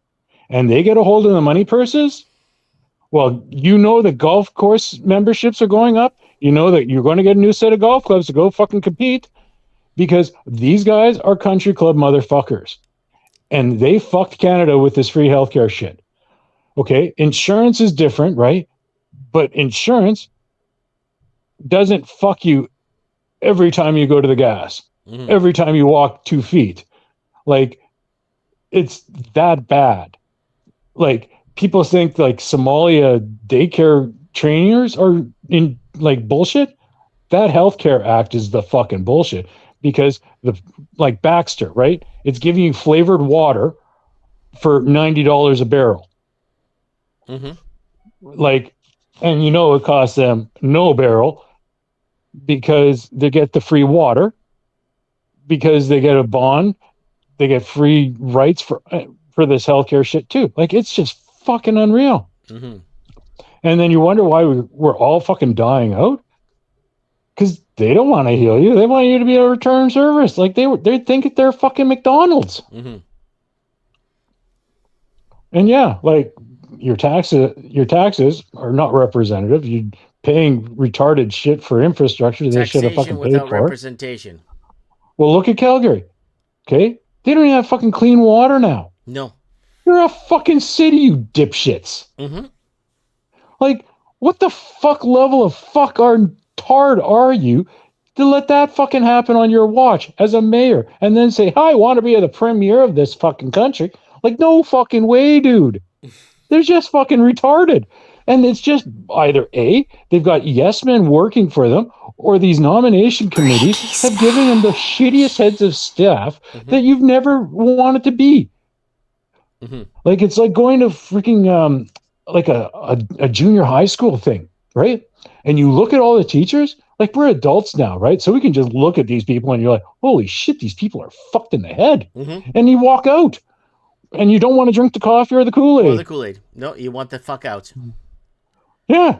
And that's how I'm looking at shit. Like, right now, the thing that I got queued up is episode 410, how Canadians can legally exit Canada's tax system with Bob Casey. Okay. Yeah. Because Free man on the land. Oh yeah, just doing well out here. Because everybody just got fucked by Coinbase and all of the shit coins that they had now to CRA.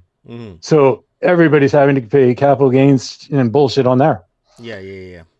Hey, listen, Dorico, I'm gonna let you go because I'm going into my third hour, and I know. I should have quit talking about 10 minutes ago. I know. That's okay. No. I Sorry, want to get man. you back on in 3 weeks to update us, okay? Because you're always on par or up to date with headlines of what's going on around the world, and it really means a lot that you bring us this information here. And every 3 we're trying to rotate it because we only do one show a week.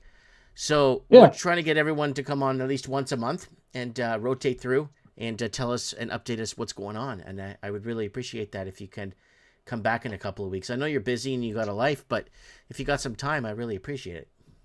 Oh, for sure, baby. I love you. Yeah, all right. I love everyone. Yeah. And remember, I still like how trends in the housing market. That was a good show. That was a great show. That was that was so much fun. And we called it so far. Like now, like all of those distressed industries, right? This is all like Royal Bank and all those assholes funded the funds that gave you the B lenders all their money, right? And all the B lenders are losing their shirt. So all the banks are like shoring up like their loss protection bullshit. And they're all on the hot seat from Bessett. They got the nasty gram saying, you fuck around, I'll fucking just end you. I'll take your charter. Because it's all goes through America. Fortress America is how we should look at everything as it's going. There's the financial war, there is the physical war, and there is also the spiritual one. And it's all kind of lining up. Don't get too crazy. Everybody just chill, but like save minimum 10% of whatever you're taking down and grab like fucking shit ton of pasta. Like every time you go to the store or think about going to the store, get like 2 things of pasta. Like fucking spaghetti, man. Double up. Because yeah. Because if I am wrong, their distribution breaks down like August. No crops will be harvested level. And no harvest, no distribution.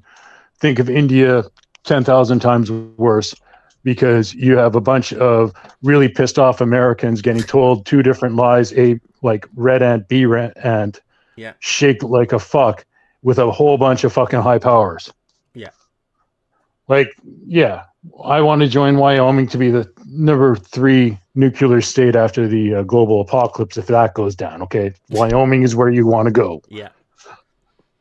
All right. But I'll talk to you later. God bless you. Love you. Bye-bye. Bye-bye. Love you too. Bye. All right, guys, that's DeRico, arguably the 2nd or 3rd most important guy in Canada. Someone saying China's population is bullshit right here. China's population doesn't exist like they claim it is. It's impossible. Watch this video, guys. I'm going to leave you a link in the live chat. Someone's talking about China's population. It's complete bullshit. 400 million people live in China. 200 million of them are over 60.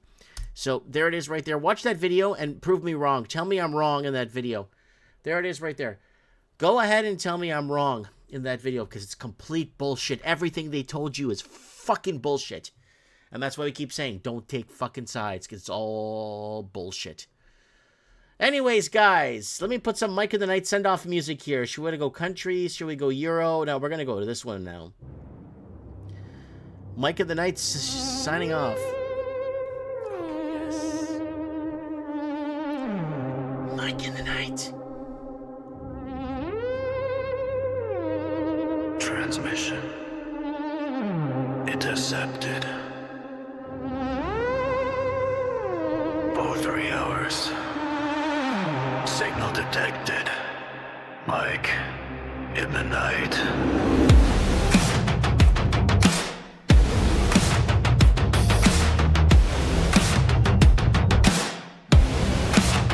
It's 3 a.m. Screen still glows. Satellites watching below. Red lights blinking on every street. Truth buried 6 feet deep. Paper signed in quiet rooms. Deals made under crescent moons. Digital chains you never see. There's something in you wants to break free. They say it's safe. They say it's fine. But why's that camera watching mine? Clock hits free. The veil gets there. You feel the static on your skin.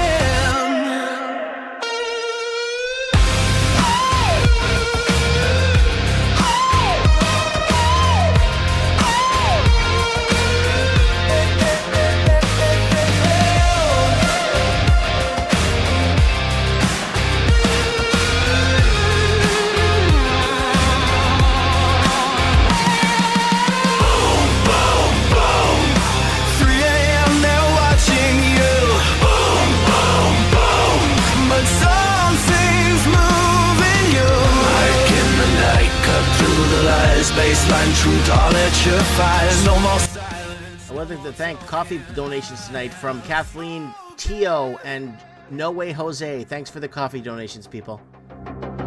Bank accounts tracked every swipe.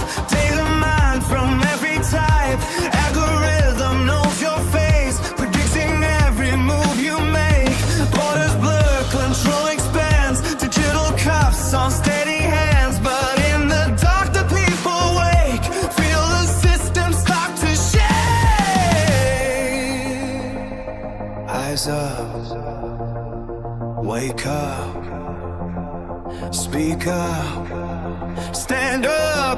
They fear the ones who see the play, they fear the ones who won't obey.